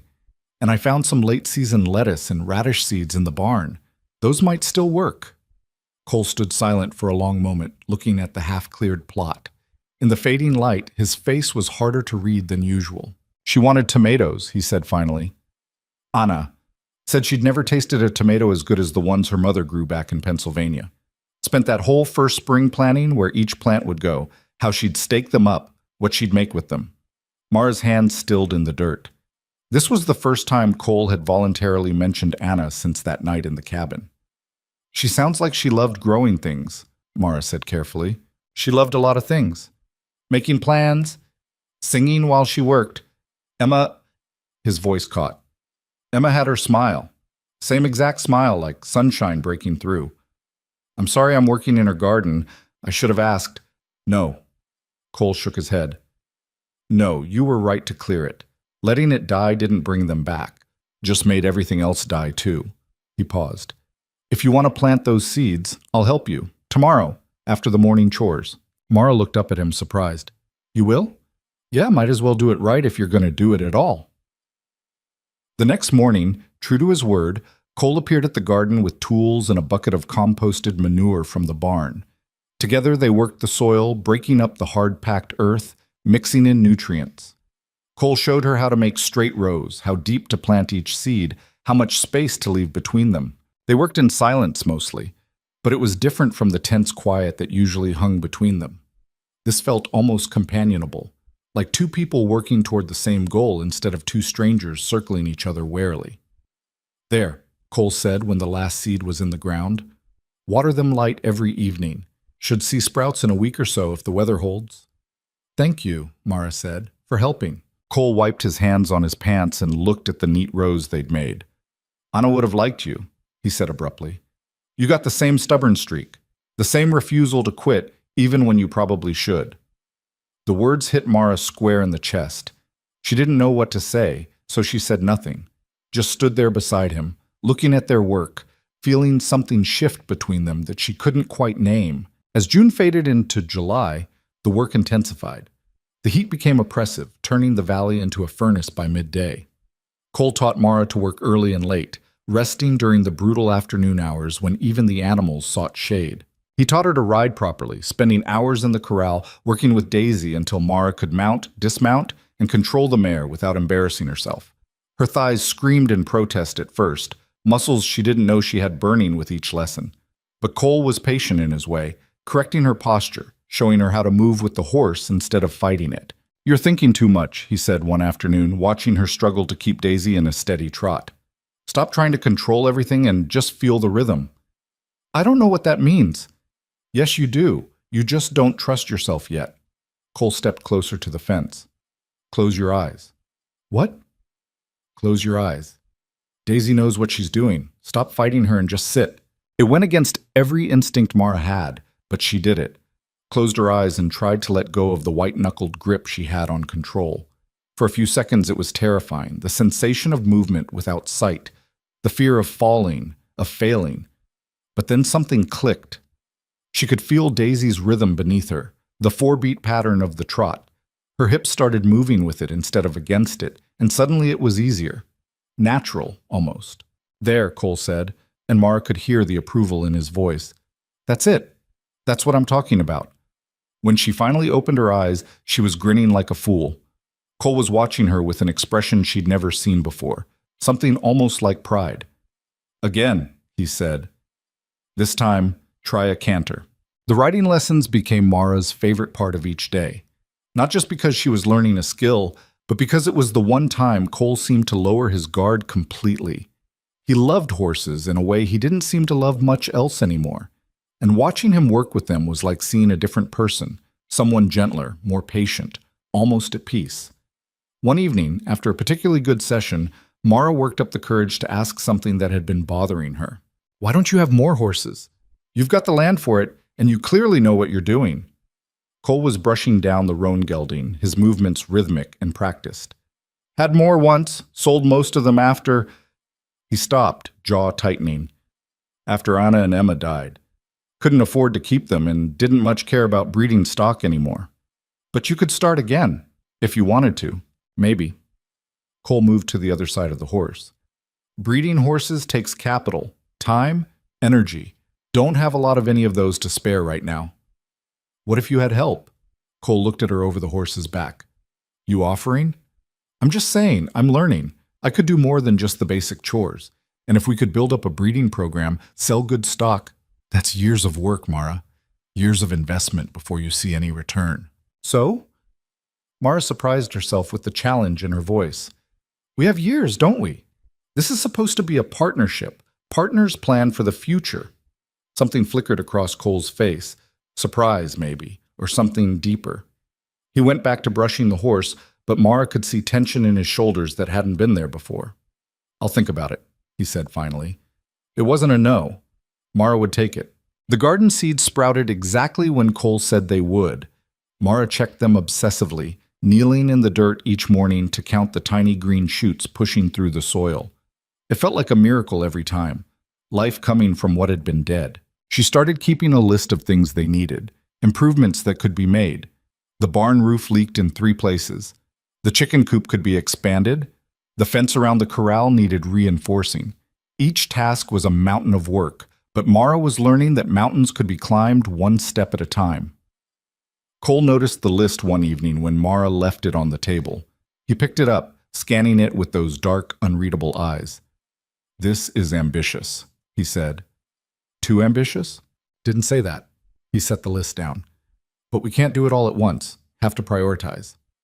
"What's most important?" Cole thought for a moment. "Barn roof. Won't matter how many chickens we have or how strong the fences are if the barn collapses come winter. So we fix the barn roof." "We fixed the barn roof," Cole agreed. They started the next morning. Cole showed Mara how to safely climb up to assess the damage, how to pull away rotten shakes and fit new ones. The work was terrifying at first. Mara had never been good with heights, but Cole's steady presence helped. He never rushed her. Never made her feel stupid for being scared. Hand me that shake, he said, pointing. No, the longer one. There. They worked side by side in the blazing sun, replacing damaged wood piece by piece. Mara's hands blistered again, adding new injuries to old scars. Sweat poured down her back. Her muscles screamed. But there was something deeply satisfying about the work, seeing the problem and fixing it, making something broken whole again. You're good at this, Cole said, examining one of her repairs. Better than I expected. Better than you expected, or better than most women could do? Cole shot her a look. Better than most people could do, man or woman. You've got steady hands and you pay attention to detail. Those matter more than strength. The compliment settled warm in Mara's chest. She ducked her head, focusing on the next section of roof. My father taught me some carpentry before he died. He said good work was about patience, not power. Smart man. He was. Mara fitted another shake into place. He would have liked you, I think. He always said you could tell a man's character by how he treated his tools and his animals. And what do my tools and animals say about me? Mara glanced at Cole, surprised by the question. He was watching her with what looked like genuine curiosity. They say you're careful, thorough, that you don't take shortcuts even when no one's watching. She paused. They say you're lonely, but you're trying not to be. Cole's expression shuddered. That's so. I shouldn't have said that. I'm sorry. No. Cole shook his head. No, you're right. I am lonely. Been lonely since they died, but He stopped, struggling with something. I'm less lonely now than I was a month ago. That count for something? Mara felt her throat tighten. Yes, that counts for a lot. They worked in silence after that, but it felt different. Less like two people tolerating each other's presence, and more like two people actually building something together. The barn roof took 3 days to complete. When they finally climbed down on the third evening, both exhausted and filthy, Cole stood back to survey their work with critical eyes. It'll hold, he said finally. Good work, Mara. Those 3 words felt better than any praise Mara had received in her entire life. As summer deepened, Mara noticed changes in herself that went beyond muscle and calluses. She walked differently now, head up, shoulders back, no longer trying to make herself invisible. She spoke up when she had ideas or questions instead of swallowing her words. She was learning to trust her own judgment, to believe that her contributions mattered. Cole noticed too. She caught him watching her sometimes with an expression she couldn't quite read. Not desire exactly, but something like respect. Like he was reassessing her, recalculating her value. One afternoon, while they were repairing fence in the south pasture, a rattlesnake appeared from nowhere. Mara heard the warning rattle and froze, terror locking her muscles. Don't move, Cole said quietly. He was 10 feet away, too far to help. The snake was coiled between Mara and safety, its flat head weaving back and forth. She could see the pattern on its back, the unblinking eyes. Her heart hammered so hard she thought it might break through her ribs. Mara, Cole's voice was steady, calm. There's a shovel to your left, 3 feet. Can you reach it without moving your feet? Mara's eyes flicked sideways. The shovel was there, leaning against a fence post. She'd set it there herself 15 minutes ago. I think so. Don't think. No. Can you reach it? Mara stretched her arms slowly, fingers extending. The snake's rattle intensified. Her fingertips brushed the shovel handle. I can reach it. Good. Pick it up, slow and steady. Mara's hand closed around the worn wood. She lifted the shovel, every movement glacially slow. Now what? Now you kill it. Cole's voice was matter-of-fact. One quick strike right behind the head. You've got the angle. You can do this. Cole, Doesn't matter what you've never done. Matters what you're going to do right now. You're not helpless, Mara, so stop acting like you are. The words hit like a slap. Mara felt something sharp and hot flare in her chest. Anger, maybe, or defiance. She'd been helpless her whole life, helpless against her mother's cruelty, against the town's judgment, against Tobias Garrett's rejection. But Cole was right. She wasn't that person anymore. Mara raised the shovel and brought it down in one quick, decisive motion. The blade caught the snake just behind the head, severing it cleanly. The body thrashed for a few seconds, then went still. Mara stood there shaking, the shovel still gripped in white-knuckled hands, staring at what she'd done. Good, Cole said, walking over. He nudged the dead snake with his boot, making sure it was finished. Clean kill. You did good. I killed it. Mara couldn't quite believe it. I killed a snake. Yeah, and if you hadn't, it might have killed you. That's how things work out here. You protect yourself, or you die. Cole looked at her, his dark eyes serious. You're stronger than you think you are. When are you going to start believing that? When was she going to start believing it? Mara looked at the dead snake, at her own hand still gripping the shovel, and felt something fundamental shift inside her. She'd spent 23 years being told she was weak, useless, a burden. But in the last month she'd cleared a garden, repaired a barn roof, learned to ride, and killed a rattlesnake. Maybe weak wasn't what she was. Maybe it was just what she'd been told to be. I'm starting to, Mara said quietly. Cole nodded, something like satisfaction crossing his face. About damn time. That night Mara couldn't sleep. She lay on her cot listening to Cole's breathing across the room, thinking about everything that had changed. A month ago she'd been standing at an altar in a borrowed dress, being publicly humiliated. Now she was lying in a cabin she'd helped repair, her body strong from honest work, thinking about horse breeding programs and spring gardens. She thought about her mother, wondered if Martha ever thought about her. Probably not. Or if she did, it was only to resent that her burden had become someone else's problem. But Mara wasn't anyone's burden anymore. She was pulling her own weight. More than that, she was building something. With Cole, yes, but also for herself. A life that felt real and earned instead of borrowed and apologized for. You awake? Cole's voice came from across the room. Yeah. A pause, then, you did good today, with the snake. You already said that. I know, but I meant it. You didn't panic, didn't freeze. Just did what needed doing. Another pause. Anna would have panicked, couldn't stand snakes, would have screamed and run, and probably gotten bit in the process. Mara held her breath, afraid that if she spoke, she'd break whatever spell was making Cole talk about his dead wife. She was brave in other ways, Cole continued, but not about snakes or spiders or anything that crawled, a sound that might have been a laugh. Used to make me check the whole cabin before bed every night, even after I'd already checked it twice. That sounds sweet, Mara said carefully. It was. She was. Cole was quiet for a moment. But she's gone, and you're here, and you're different. Good different, strong in ways she wasn't.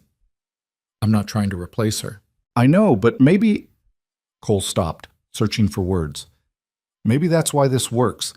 You're not trying to fill her space. You're making your own.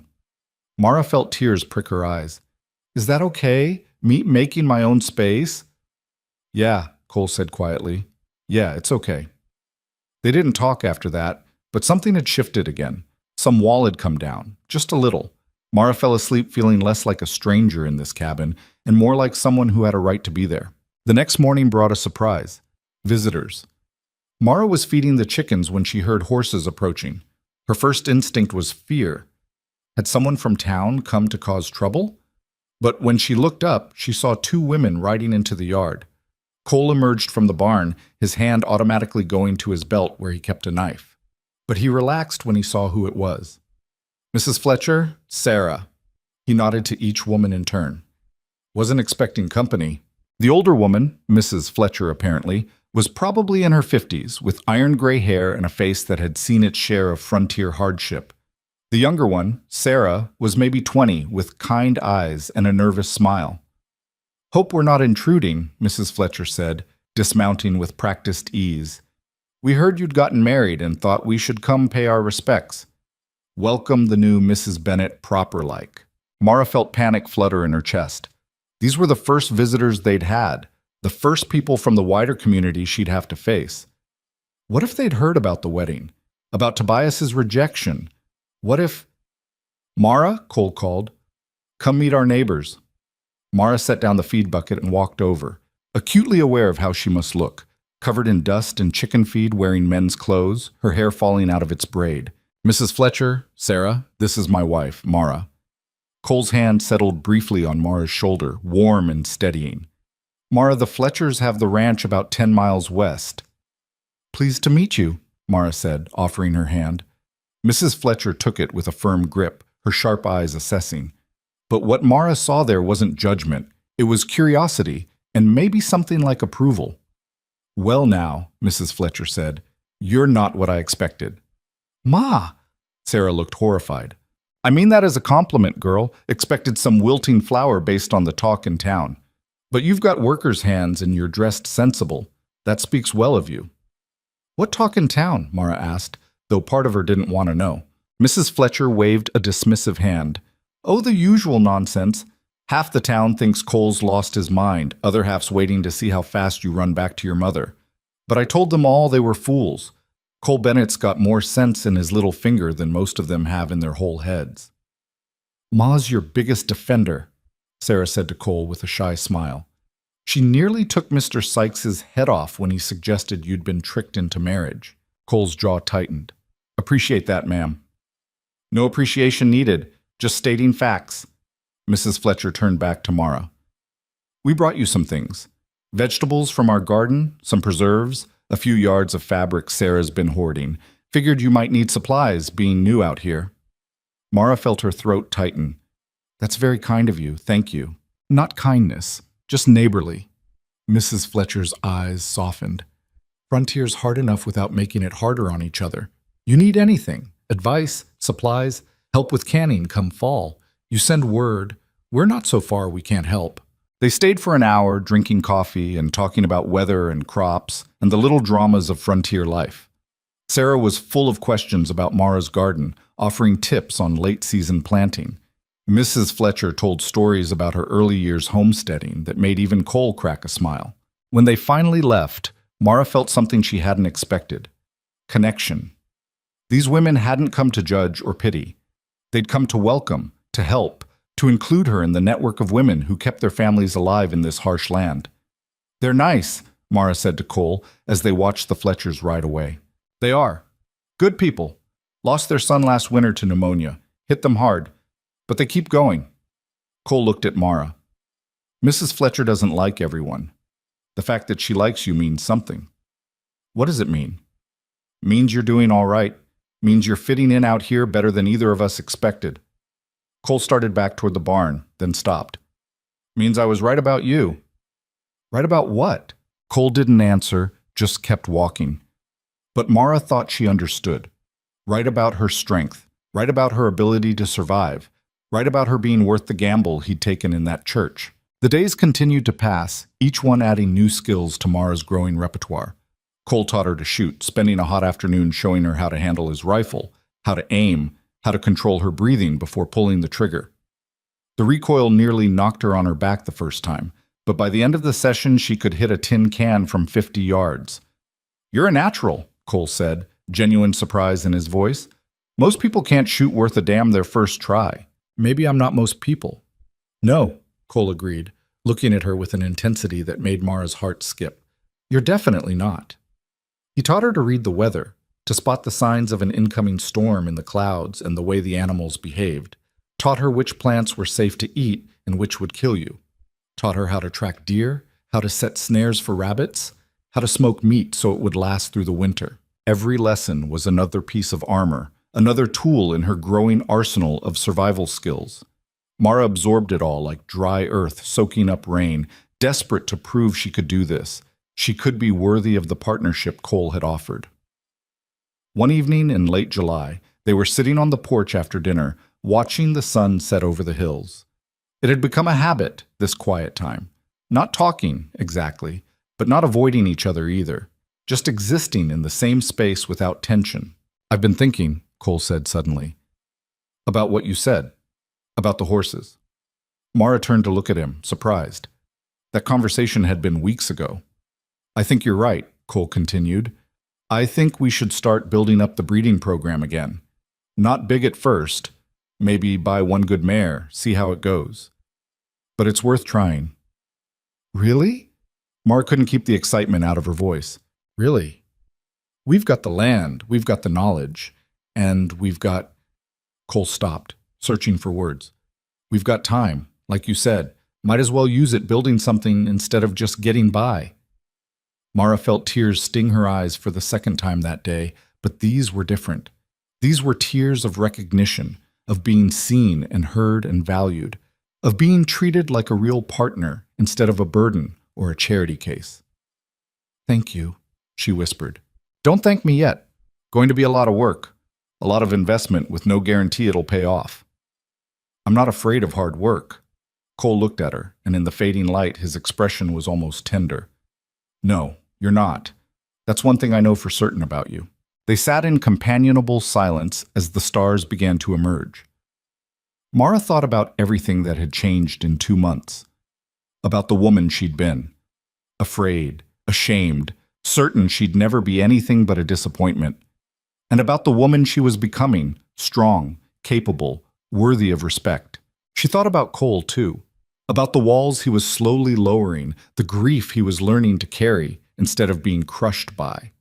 About the way he looked at her sometimes, like she was a puzzle he was starting to solve. This wasn't love. Mara knew that. Love was probably too much to hope for, too dangerous to want. But it was partnership, genuine and growing stronger every day. It was respect and trust and the slow building of something that might, if they were very lucky, eventually become friendship. For now, sitting on this porch with this complicated, damaged man who'd saved her from a lifetime of humiliation, watching the stars emerge over a valley that was starting to feel like home. For now, that was enough. More than enough. It was everything. August arrived with temperatures that turned the valley into a crucible. The creek ran lower than Cole had seen in years, and they had to dig deeper into the stream bed to find water for the animals. The garden struggled despite Mara's careful tending, and she spent evening hours hauling buckets from the spring to keep the vegetables alive. "It's too much work for what we'll get," Cole said one evening, watching her make yet another trip. "Let the lettuce go. Save your energy for what matters." "The lettuce matters," Mara said stubbornly, her back aching and her hands raw. "We planted it. We're going to see it through." Cole shook his head but didn't argue. He'd learned that Mara's stubbornness ran deeper than bedrock, and trying to change her mind once she'd said it was like trying to move mountains with bare hands. 3 days later, the lettuce gave them a full basket of crisp leaves that tasted like victory. Mara served them with dinner, a small salad dressed with vinegar and salt, and watched Cole's face as he took the first bite. "Well?" she asked. "It's good," Cole admitted. "Real good. Worth the work?" Every drop of water I carried. Something flickered in Cole's eyes. Amusement, maybe, or pride. "You're going to run this ranch better than I do by winter." "Not better. Different." Mara speared another leaf. "We're partners, remember? That means we each bring something the other doesn't have." "And what is it you think I don't have?" Mara considered him across the rough wooden table. "Hope, maybe. Or the belief that things can get better instead of just staying survivable." The words hung between them like smoke. Cole set down his fork, his expression difficult to read in the lamplight. "You think that's what I need? Hope? I think everyone needs it, even people who've lost everything." Cole was quiet for a long moment. When he spoke, his voice was rough. "Hope's dangerous out here. Gets people killed when they count on things working out instead of preparing for the worst. And preparing for the worst gets people surviving but not living," Mara countered. "There's a difference." "Is there?" "Yes." Mara met his eyes steadily. "You survived the last 3 years, but you weren't living, not really. You were just going through motions, waiting for—" She stopped, uncertain how to finish. "Waiting for what?" "I don't know. Permission to move on? A reason to care about something again?" Mara's voice softened. "I'm not saying forget them. I'm just saying maybe it's okay to want more than just getting through each day." Cole stood abruptly, his chair scraping against the floor. For a moment, Mara thought she'd pushed too far, crossed some invisible line. But he just walked to the window and stood there, staring out at the darkness. "Anna used to say something similar," he said finally. "Said I thought too much about what could go wrong and not enough about what could go right." A bitter laugh. "Then she died. Emma died. Kind of proved my point. Or proved that bad things happen regardless of whether you prepare for them or hope against them." Mara stood and moved closer, though she kept a respectful distance. "Maybe the question isn't whether to hope or not hope. Maybe it's what you do with the time you have either way. Cole turned to look at her, and in the lamplight his face showed every year of grief he'd carried. And what do you think I should do with my time, Mara Bennett? The use of her married name sent a strange thrill through Mara's chest. I think you should build something. Not just survive, but build. The horse breeding program, improvements to the ranch, a future that's worth working toward instead of just enduring. With you. It wasn't a question, but Mara answered anyway. Yes, with me. If you'll have me as a real partner, not just someone you're helping out of pity. I never pitied you, Cole said sharply. Not once. Pity's for people who can't help themselves. You've been helping yourself since the day you got here. Then treat me like it. Stop protecting me from the hard decisions. Stop shouldering everything alone because you think that's what you're supposed to do. Mara took a breath, steadying herself. I'm stronger than I was. You made sure of that. Now let me use that strength. Cole studied her for what felt like an eternity. Then slowly, he nodded. All right. Tomorrow we go to the auction in Cedar Falls. There's a mare being sold, quarter horse, good bloodlines, proven breeder. If we're going to do this horse thing right, that's where we start. Tomorrow? Mara's heart jumped. That's a full day's ride. Day and a half. We'd need to leave before dawn, camp overnight, make the auction by noon the next day. Cole's eyes searched hers. You up for that? Yes, Mara said without hesitation. Absolutely yes. They left in the pre-dawn darkness, saddlebags packed with supplies for 2 days on the trail. Mara had never been on an overnight trip before, never slept anywhere but a bed, but the prospect excited rather than frightened her. This was adventure. This was the life she'd been building toward. Cole led them northeast, following trails Mara didn't even recognize as trails. They climbed out of the valley into rougher country, rocks and scrub pine, with hawks circling overhead and the occasional glimpse of deer watching from the tree line. How do you know where we're going? Mara asked as they navigated a particularly tricky descent. Been this way before. Brought Anna and Emma to Cedar Falls once, about 4 years back. There was a fair. Cole's voice was matter of fact, but Mara heard the weight beneath it. Emma wanted to see the horses. She was horse crazy even at 2 years old. She sounds wonderful. She was. Cole was quiet for a moment. Look, there's something you should know. People in Cedar Falls knew Anna, knew about what happened. They're going to ask questions. What should I tell them? The truth, that you're my wife, that we're working the ranch together. That's all they need to know. He glanced back at her. You're not a secret, Mara, and you're not a replacement. You're just you. That enough? Yes, Mara said, and meant it. That's enough. They rode through the morning, stopping twice to rest the horses and eat jerky and hardtack from the saddlebags. The landscape changed as they traveled, the valley's gentle slopes giving way to harder country, all stone and sparse vegetation. But it was beautiful in its harshness, and Mara found herself understanding why people chose to live out here despite the difficulty. By late afternoon, Cole started looking for a campsite. He found a spot near a small creek, sheltered by rocks and with good grazing for the horses. Together they set up camp, Cole showing Mara how to build a proper fire, how to arrange rocks to reflect heat, how to set up a sleeping area that would stay dry if it rained. You take the bedroll, Cole said, unloading gear. I'll sleep by the fire. We can share. I don't mind. Cole's hand stilled on the saddlebag. Mara, share the space, not... Mara felt heat rise in her face. I just meant it's cold at night, and there's no reason for one of us to freeze when we could both stay warm. As partners, practically speaking. A muscle twitched in Cole's jaw. Practically speaking. Yes. All right. Practically speaking, we share the bedroll, but you stay on your side and I'll stay on mine. They ate a simple dinner of beans warmed over the fire and the last of Mrs. Fletcher's bread. As darkness fell, the temperature dropped sharply, and Mara was grateful for the fire's warmth. Above them, stars emerged in impossible numbers, a river of light flowing across the sky. I never get tired of that, Cole said, following her gaze upward. Out here, you can see what the world really looks like, not what buildings and smoke and civilization make it look like, just the truth of it. It's beautiful. It's honest.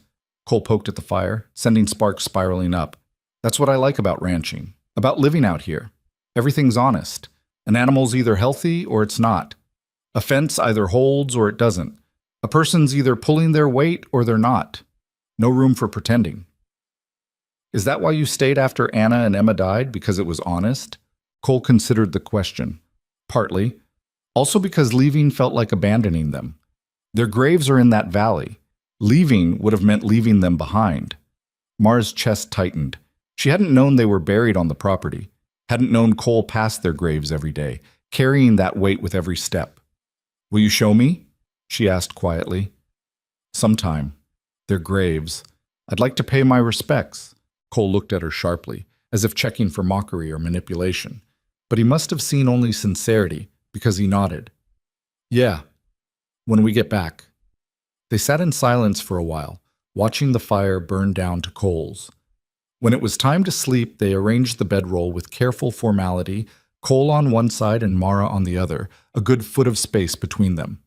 But the night grew cold, and sometime in the deep hours before dawn, Mara woke to find herself curled against Cole's back, seeking warmth. She started to pull away, but Cole's hand caught hers. It's all right, he murmured, half asleep. Cold night. Stay. So Mara stayed, her forehead pressed against the broad expanse of Cole's back, his hand warm around hers. It wasn't romance. It wasn't desire. It was just two people keeping each other alive through a cold frontier night, the way partners should, but it felt like more. It felt like trust. They reached Cedar Falls by mid-morning the next day, riding into a town 3 times the size of Black Hollow. The auction was already setting up in a large corral near the center of town, with horses being paraded for inspection and men gathering to assess the livestock. Cole dismounted and helped Mara down, his hand lingering a moment longer than necessary on her waist. Stay close. Auctions can get rough, and I don't want to lose you in the crowd. They walked through the corral together, Cole examining each horse with a critical eye. He pointed out flaws Mara would never have noticed, a slight hitch in a gelding's gait, scarring that suggested previous injury, teeth that indicated an animal older than advertised. There, he said finally, stopping in front of a chestnut mare with a white blaze. That's the one. The mare was beautiful, sleek and well-muscled, with intelligent eyes and a calm disposition. Cole ran his hands over her legs, checked her teeth, watched her move. She's perfect, Mara said. She's close to it. Good conformation, healthy, about 6 years old. She's been bred before. Probably has a foal somewhere. Cole's expression was focused, calculating. She'll be expensive. How expensive? More than we should spend, but less than she's worth if we can breed her successfully. He looked at Mara. You sure about this? This is a big gamble. I'm sure. Are you? Cole smiled, a real smile that transformed his usually stern face. Yeah, I'm sure. The auction started at noon, with a crowd of ranchers and dealers packed around the corral. Mara stayed close to Cole as he'd asked, watching the rapid-fire bidding with fascination. The auctioneer spoke so fast she could barely understand him, but Cole seemed to follow perfectly, his hand rising at key moments to signal his bids. The chestnut mare came up in the 3rd round. Bidding started at $40 and quickly climbed. Cole bid $50, then $60, then $70. Another rancher across the corral kept countering, driving the price higher. Cole, Mara whispered, that's too much. Trust me, Cole said, not taking his eyes off the auctioneer. The price hit $90. The other rancher bid $95. Cole raised his hand. $100. A murmur went through the crowd. $100 was a fortune, more money than Mara had seen in her entire life. The other rancher shook his head and stepped back. Sold, the auctioneer called, to Cole Bennett for $100. Cole paid with cash he must have been saving for years, his face revealing nothing as he counted out the bills. The mare was led over, and Mara could see the tension in Cole's shoulders finally ease as he took the lead rope. She's ours, he said quietly, running his hand along the mare's neck. First step of the new breeding program. What do we name her? Mara asked. Cole looked surprised, like he hadn't thought that far. You choose. She's as much yours as mine.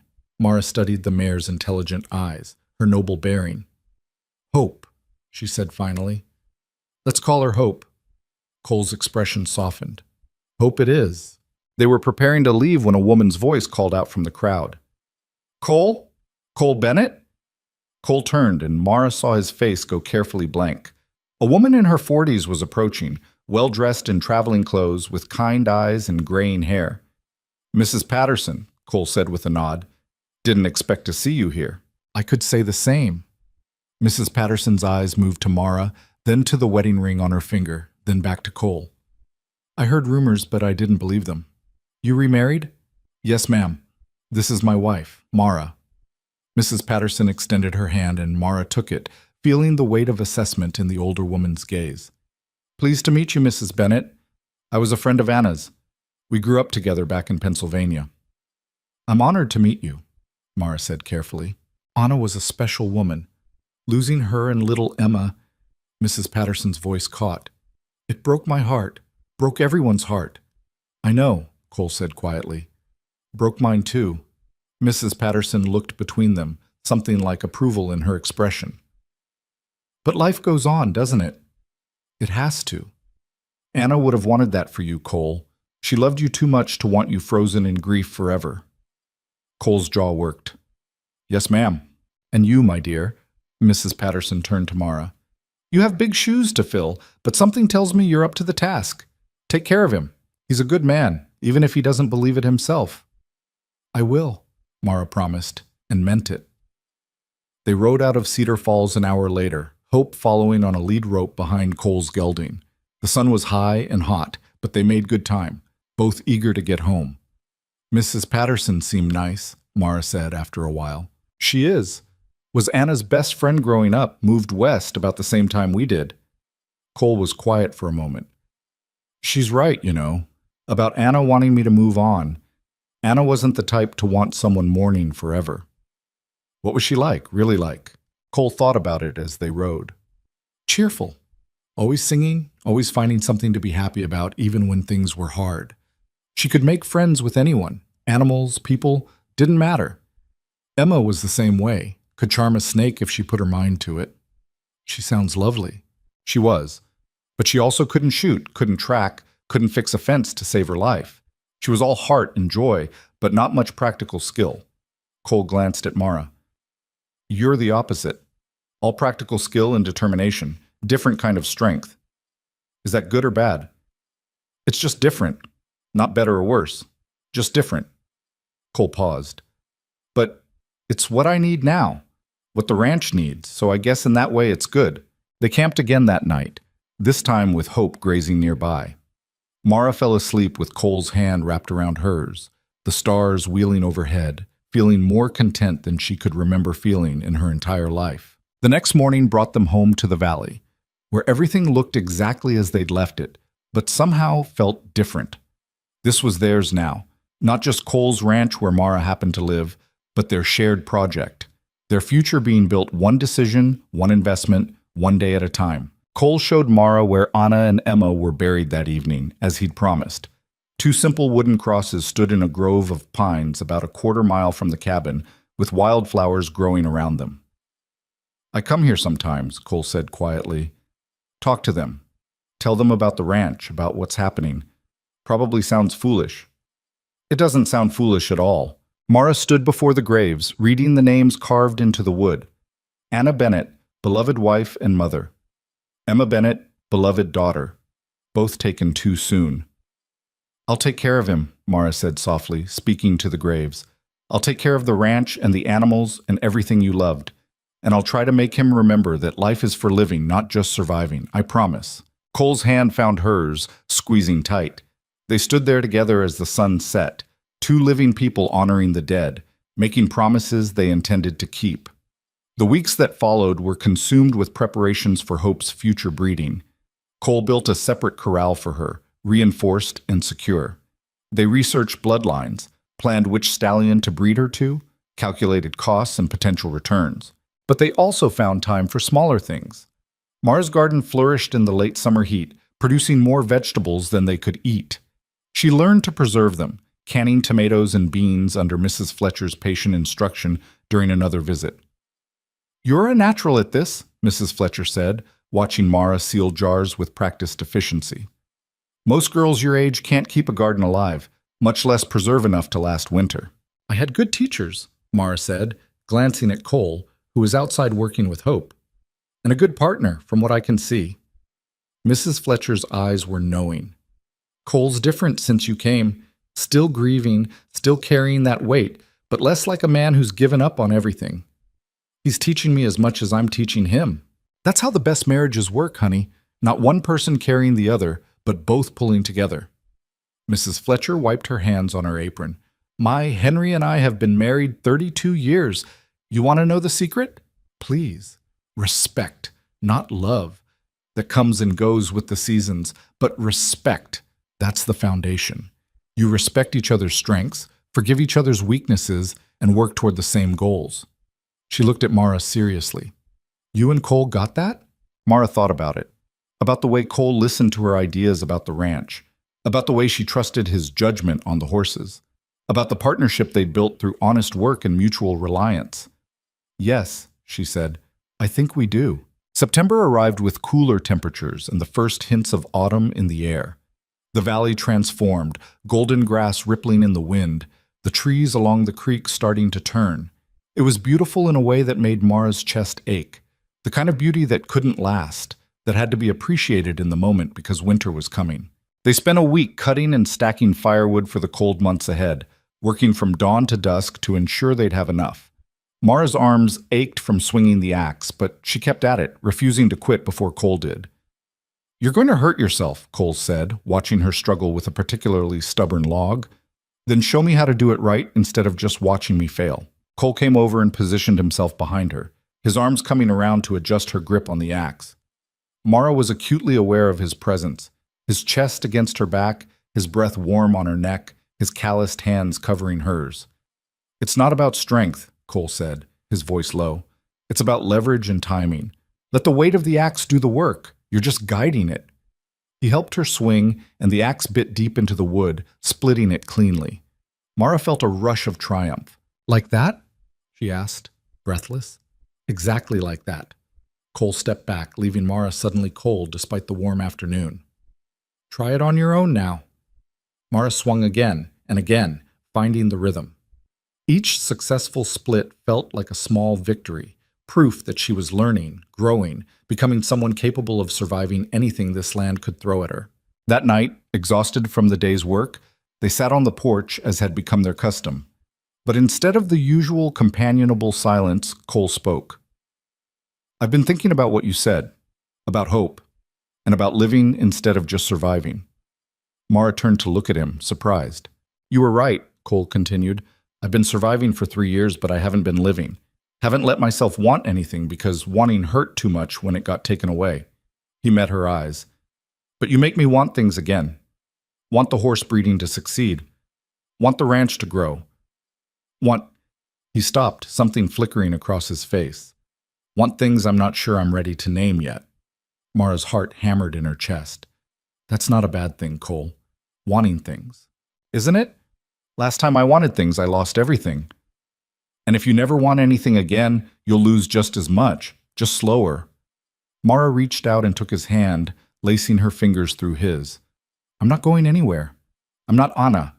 I'm not fragile or delicate or likely to be taken by fever. I'm sturdy and stubborn, and I'm going to be here tomorrow and the day after and the day after that. You can't promise that. No, but I can promise I'll fight like hell to make it true. Mara squeezed his hand. And I can promise that whatever time we have, I'll spend it building something worth having. With you. Cole looked at their joined hands for a long moment. Then, slowly, he brought them up to his lips and pressed a kiss to Mara's knuckles. Brief, almost chaste, but charged with meaning. All right, he said quietly. Let's build something, Mara Bennett. Let's build something that lasts. And under the vast frontier sky, with autumn coming and winter waiting beyond it, 2 broken people chose to stop just surviving and start living instead. October brought the first frost, delicate crystals that turned the valley into something magical at dawn. Mara stood at the cabin window watching the sun transform ice into diamonds, marveling at how much had changed since that terrible day in the church 4 months ago. The woman who'd stood at that altar barely existed anymore, replaced by someone stronger, someone who belonged to this harsh, beautiful land. Behind her, she heard Cole moving around, building up the fire. They'd fallen into such easy rhythms now. She made coffee while he brought in wood. He fed the horses while she gathered eggs, their days choreographed by mutual necessity and growing comfort with each other's presence. "Going to need to make another supply run soon," Cole said, pouring himself coffee. "Winter's coming fast. We'll need flour, salt, ammunition. And I want to check on breeding prospects for Hope. Should we go to Black Hollow or Cedar Falls?" Cole's jaw tightened. "Rather go to Cedar Falls. Less gossip, less trouble. We can't avoid Black Hollow forever." "Can try." But there was resignation in his voice. They both knew he was right. They needed supplies closer than a day-and-a-half ride, and Black Hollow was the only option. 3 days later, they rode into town together just as the morning market was setting up. Mara sat straighter in her saddle than she had on that first humiliating trip, her head high, no longer afraid of the stairs. And there were stairs. The entire town seemed to stop and watch as Cole and Mara made their way down Main Street. But this time, the whispers had a different quality. Not quite respect, but not entirely mockery either. More like confusion, like Black Hollow couldn't quite figure out what to make of Cole Bennett's marriage 4 months on. They were tying their horses outside the general store when a familiar voice called out, "Well, if it isn't the happy couple." Mara turned to see Tobias Garrett approaching, his jaw fully healed but his pride clearly still wounded. 2 of his friends flanked him, and all 3 wore expressions that promised trouble. Cole's hand moved to his belt, fingers brushing the knife he kept there. "Garrett, you got something productive to say, or are you just making noise?" "I got plenty to say." Tobias stopped about 10 feet away, close enough to be confrontational, but far enough to avoid immediate violence. "About how you made a fool of yourself over damaged goods. About how the whole territory is laughing at Cole Bennett, who was so desperate he married the town charity case." Several people had stopped to watch, forming a loose circle around them. Mara felt her face heat, old shame trying to claw its way up her throat. But then Cole's hand found the small of her back, steady and warm, and the shame transformed into something else. Anger. "You finished?" Mara heard herself say, her voice carrying across the street. Tobias blinked, clearly not expecting her to speak. "What?" "I asked if you were finished, because I have some things to say too." Mara stepped forward, putting herself between Cole and Tobias. She felt Cole tense behind her, but he didn't pull her back. "Mara," Cole warned quietly. "It's all right," she said, not taking her eyes off Tobias. "I've been quiet long enough." She looked at Tobias Garrett, really looked at him, and saw him for what he was.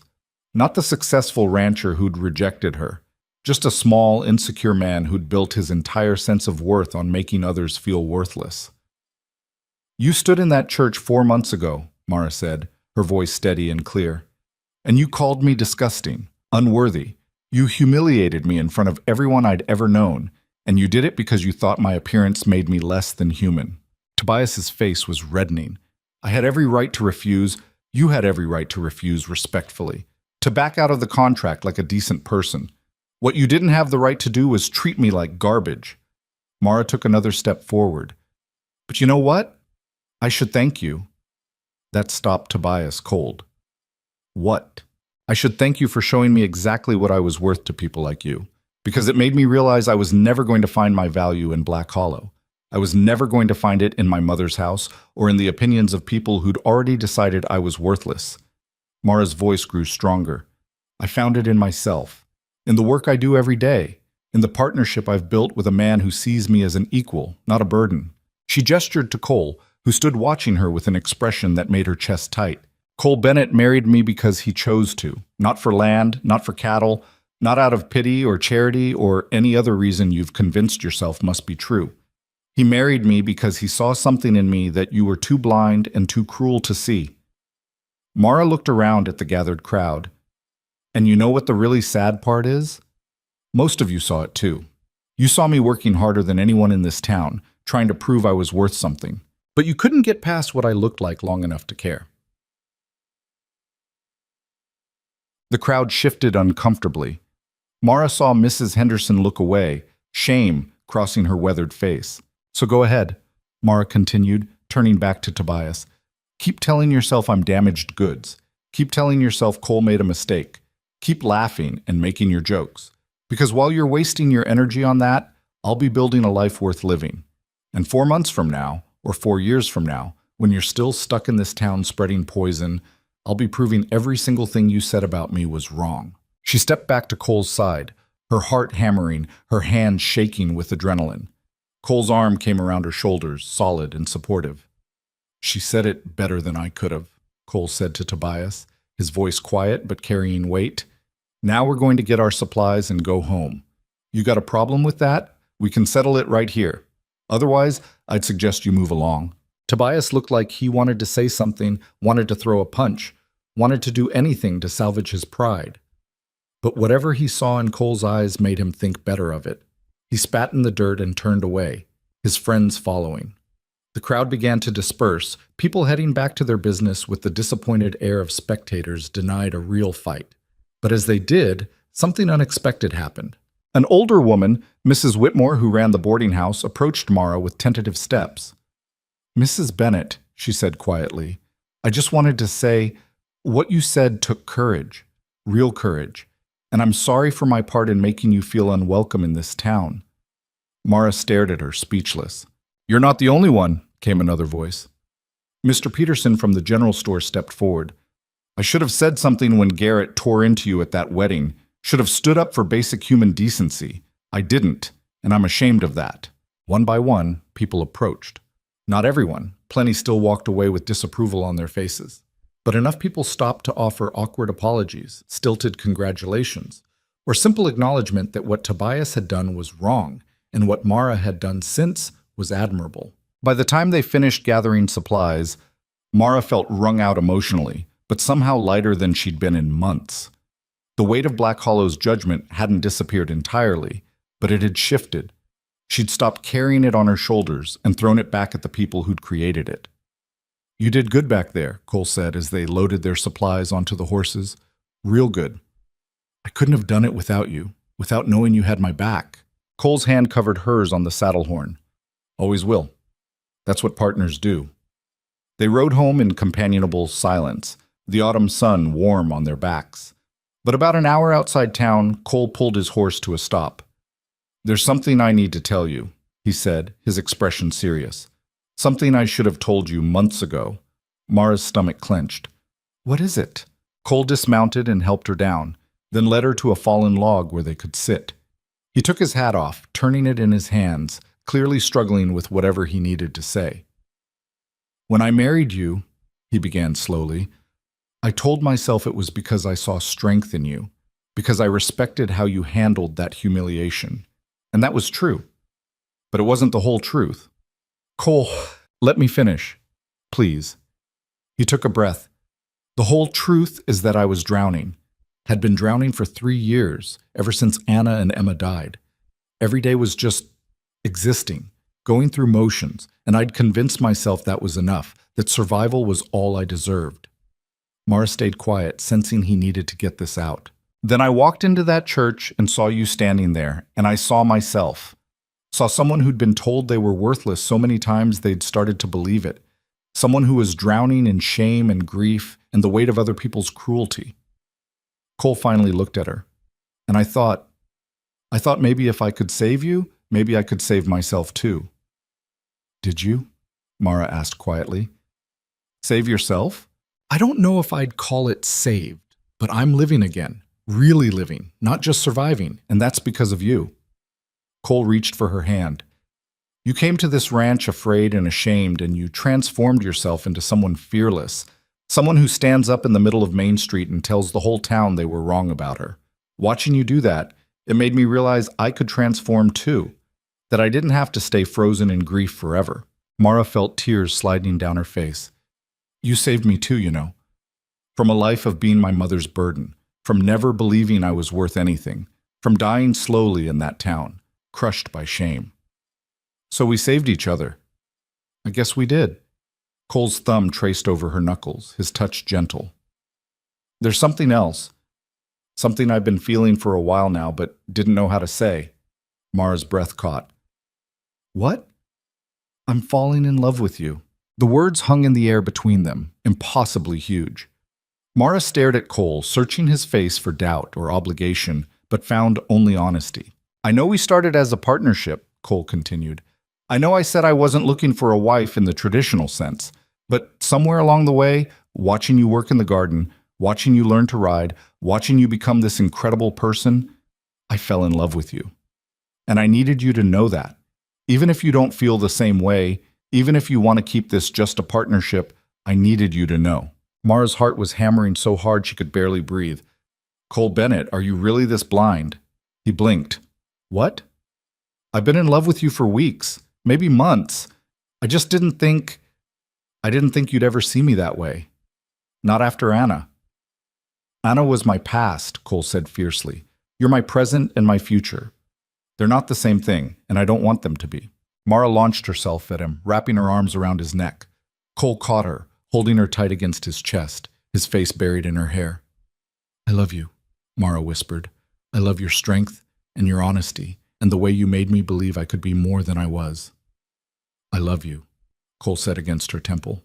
I love your stubbornness and your hope, and the way you refuse to stay broken. He pulled back just enough to look at her, his hand coming up to cup her face. Can I kiss you? Really kiss you? Not like at the wedding? I'll be offended if you don't. Cole's lips met hers, and it was nothing like that brief, chaste kiss in the church. This was heat and need, and 4 months of growing feelings finally allowed to surface. Mara kissed him back with everything she had, pouring years of loneliness and shame and desperate hope into the connection. When they finally broke apart, both breathing hard, Cole rested his forehead against hers. We should probably get home, he said, his voice rough. Probably, Mara agreed, but neither of them moved. They sat there on the fallen log for a long time, holding each other, letting the reality of what they'd admitted settle over them like a blessing. The sun moved across the sky. The horses grazed nearby. And two people who'd been broken in different ways discovered they'd somehow managed to make each other whole. The ride home felt different, charged with awareness, with possibility. Cole kept glancing at Mara like he was seeing her for the first time, and Mara couldn't stop smiling. When they finally reached the valley, the cabin looked different too. Not just a place she lived, but home. Truly home, in a way nowhere had ever been before. They unloaded supplies together, working in their familiar rhythm, but with new touches. Cole's hand on her waist as he passed her, Mara's fingers trailing across his shoulders. Small intimacies they'd denied themselves for months, finally allowed. I need to tell you something else, Mara said as they finished putting things away. About my mother. Cole turned to look at her. What about her? She sent a letter 3 weeks ago. I didn't mention it because I didn't know what to do with it. Mara pulled the envelope from where she'd hidden it in the trunk. She wants to visit. Says she wants to see how I'm doing. Do you want her to visit? Mara thought about it. 3 months ago, she would have said no immediately, too afraid of her mother's judgment. But now? Yes, she said slowly. I want her to see what I've become. I want her to see that everything she said about me was wrong. Then we'll invite her. Cole took the letter. But she comes as a guest, not as someone who gets to criticize or judge. She treats you with respect or she leaves. Those are my terms. Our terms, Mara corrected. We're partners, remember? Our terms, Cole agreed with a smile. They sent the invitation the next day, and 2 weeks later, Martha Whitlock arrived on the afternoon stage. Mara watched her mother climb down from the coach, taking in the worn dress, the haggard expression, the way Martha's eyes swept the valley with barely concealed disdain. Mara, Martha said, looking her daughter up and down, you look different. I am different. Mara didn't move to embrace her mother, didn't shrink under her gaze, just stood there, straight and strong, Cole solid beside her. This is quite remote, Martha continued, glancing at the cabin. I suppose you've managed to make do. More than managed, Cole said, his voice carrying a warning edge. Mara's built a good life here, worked hard for it. Martha's eyes flicked to Cole, reassessing. Whatever she saw there made her adjust her tone. Of course, I'm sure she has. The first evening was awkward. Martha clearly didn't know what to make of this new version of her daughter, confident, capable, unafraid. She kept trying to slip back into old patterns of criticism, but each time Mara calmly corrected her. The cabin's rather small, isn't it? It's exactly the size we need. Efficient and well-maintained. I'm surprised you're doing such rough work. Surely a woman shouldn't. A woman should do whatever work needs doing. I've learned skills here I never could have in town. By the second day, Martha had stopped trying to criticize and started actually observing. She watched Mara work in the garden, harvest vegetables, preserve food, watched her handle the horses with confidence, watched her work alongside Cole as a true equal, their partnership evident in every interaction. On the third morning, Martha found Mara in the garden and stood watching for a long moment before speaking. "I was wrong about you," she said finally. Mara looked up, surprised. "I spent your whole life telling you that you weren't good enough, that you needed to be smaller, quieter, less." Martha's voice was tight. "I told myself I was helping you, preparing you for a world that would judge you harshly, but I was just making it worse." "Why?" Mara asked quietly. "Why did you treat me that way?" Martha was silent for a long moment. "Because I saw myself in you. Every flaw I hated about myself, I saw in you. And instead of loving you through it, I tried to fix you, change you into someone who wouldn't suffer the way I suffered." She looked at Mara with tears in her eyes. "But I just made you suffer more." Mara felt her own tears coming. She'd wanted this apology for so long, had dreamed of her mother finally seeing her worth. But now that it was happening, she found it hurt almost as much as the years of criticism. "I'm sorry," Martha whispered. "I'm so sorry for every cruel word, every disappointed look, every time I made you feel like you weren't enough. You were always enough. You were always more than enough." Mara stood and faced her mother fully. "I forgive you," she said, "but I need you to understand something. I'm not the girl who left Black Hollow 4 months ago. I'm not going back to being small or quiet or apologizing for taking up space. This is who I am now. I can see that." Martha reached out tentatively, and when Mara didn't pull away, took her daughter's hands. "And I'm proud of who you've become. Even if I had nothing to do with it, maybe especially because I had nothing to do with it." They stood there in the garden, mother and daughter, healing wounds that had festered for years. It wasn't complete healing. That would take time, if it ever happened at all. But it was a start. That evening, Martha sat on the porch with Mara and Cole, watching the sunset paint the valley gold. "He's a good man," Martha said quietly to Mara while Cole was inside getting coffee. "And he loves you, really loves you. I can see it in how he looks at you." "I love him too." "I'm glad." Martha paused. "I'm glad you found someone who sees what I should have seen all along." When Cole returned with coffee, they sat together in companionable silence. And watching her mother and her husband coexist peacefully, Mara felt another piece of her past settle into place. Martha left 3 days later, but not before hugging Mara tightly and promising to write. It wasn't the perfect reconciliation from fairy tales, but it was real and honest, which was better. November brought the first real snow, transforming the valley into a winter wonderland. Mara woke one morning to find Cole already up, watching the snow fall with a strange expression. "What is it?" she asked, joining him at the window. "Emma's birthday would have been today. She'd have been 6 years old." Cole's voice was quiet, but not broken. "Anna and I always made snow angels with her on her birthday. Started the tradition when she was 2. Mara took his hand. "Do you want to make some now? To remember her?" Cole looked at her, surprise and gratitude mingling on his face. "You wouldn't mind?" "Why would I mind honoring your daughter's memory?" They went outside into the fresh snow, still falling in fat, lazy flakes. Cole showed Mara how to make the perfect snow angel, and they made 3. One for Emma, one for Anna, one for them. Not to replace the family Cole had lost, but to honor it while making room for the new family they were building. Afterward, they stood looking at their work, Cole's arm around Mara's shoulders. "Thank you," he said quietly, "for understanding, for not being threatened by my past. Your past made you who you are. I wouldn't want to erase it even if I could." Mara leaned into him. "Besides, Anna and Emma brought you here, to this valley, where eventually you'd find me. In a strange way, I owe them my happiness." Cole pulled her closer, pressing a kiss to the top of her head. "They'd have liked you, both of them." Christmas came quietly.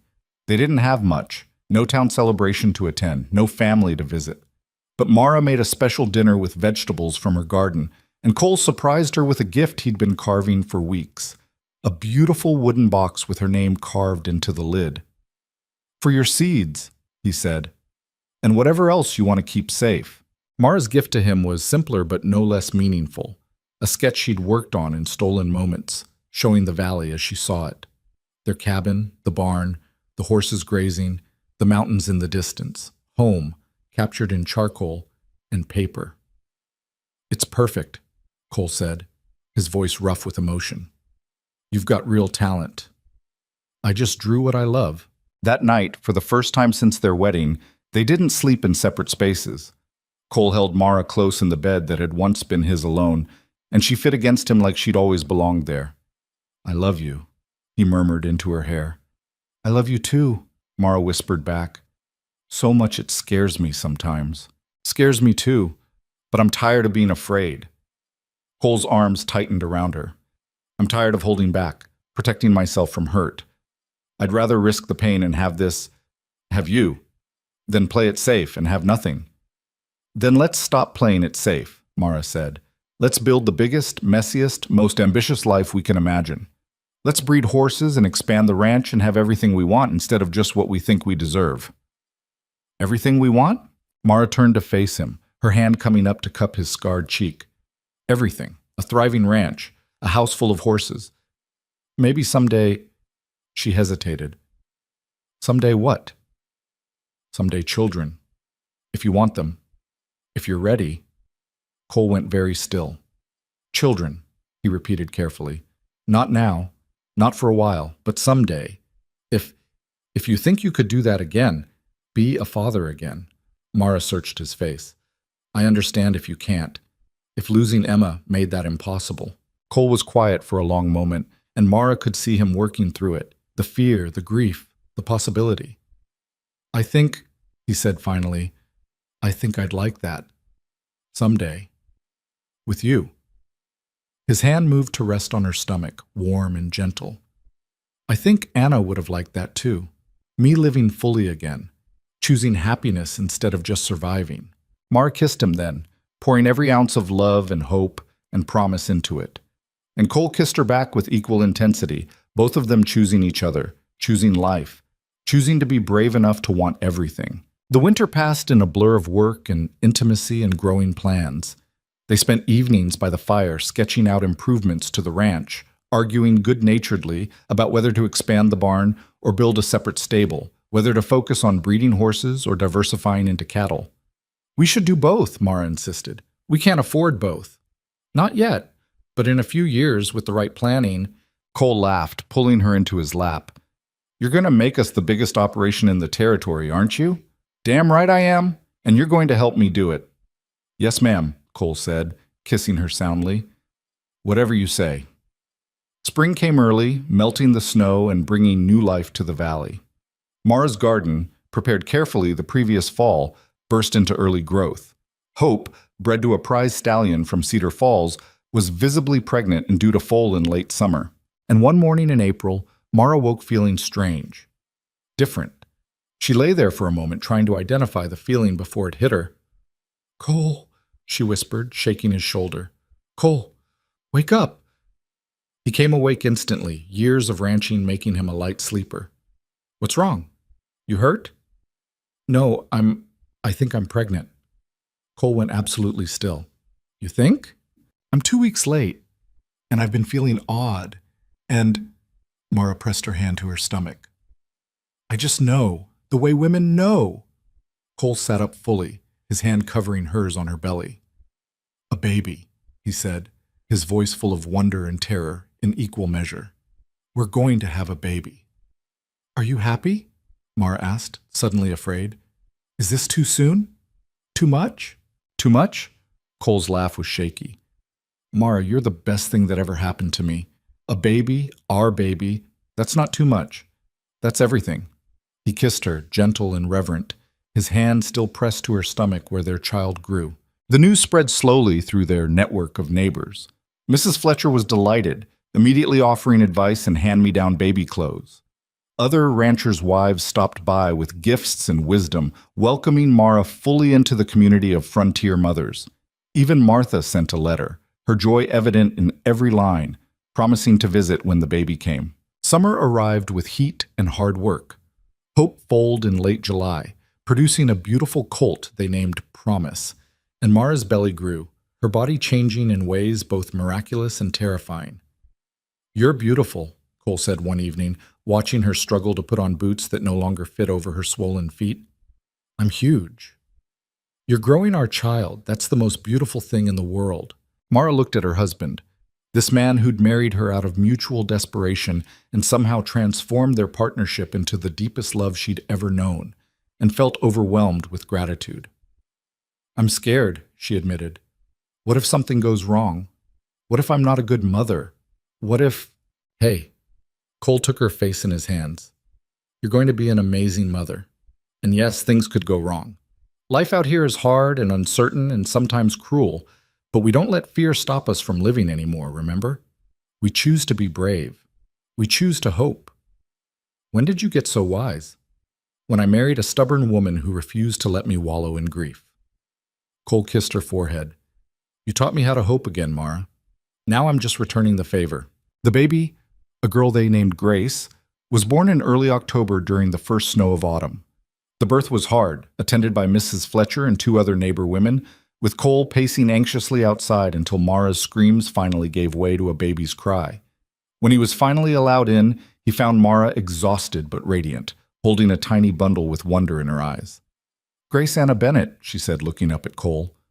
"After your mother and your first daughter. If that's all right." Cole couldn't speak. He just knelt beside the bed, touching the baby's impossibly small hand with his scarred, work-rough fingers, tears streaming down his face. "She's perfect," he finally managed. "You're both perfect." Mara reached for his hand, lacing their fingers together. "We did it. We built something that lasts." "We did," Cole agreed, "and we're going to keep building, bigger and better and more hopeful every year." As winter settled over the valley again, Mara stood at the cabin window holding Grace, watching Cole work with the horses in the corral.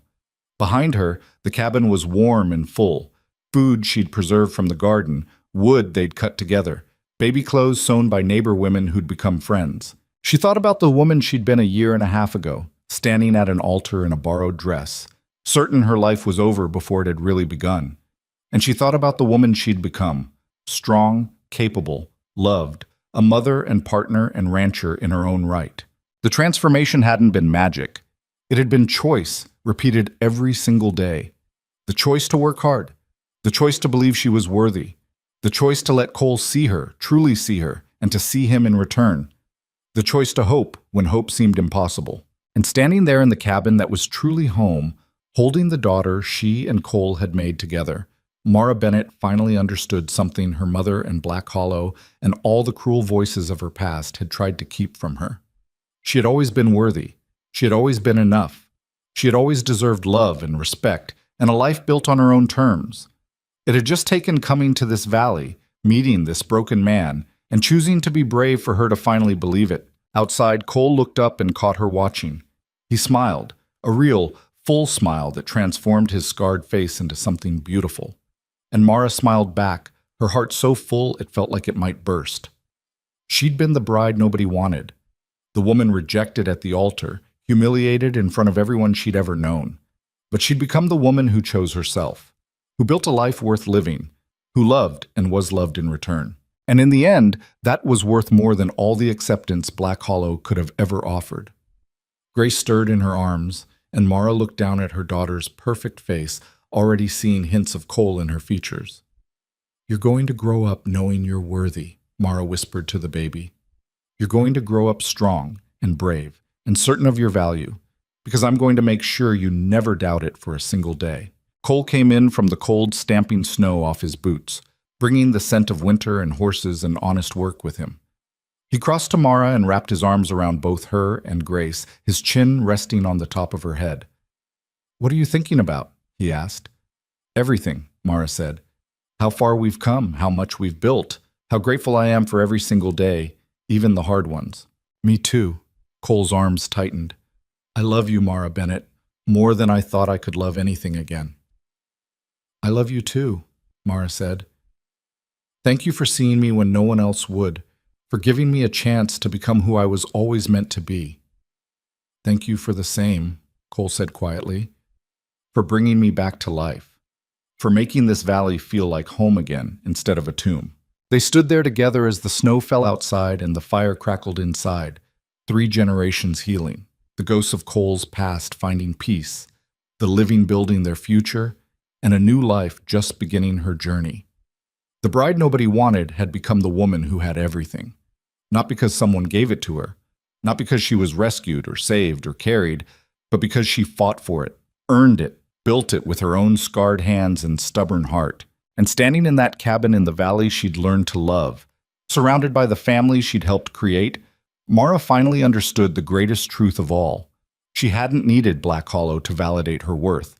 She hadn't needed Tobias Garrett's acceptance. She hadn't even needed Cole's love, though she was grateful for it every single day. All she'd ever needed was to believe in herself, to choose herself, to know, bone deep and certain, that she was worthy of every good thing life could offer. And now, finally, she did.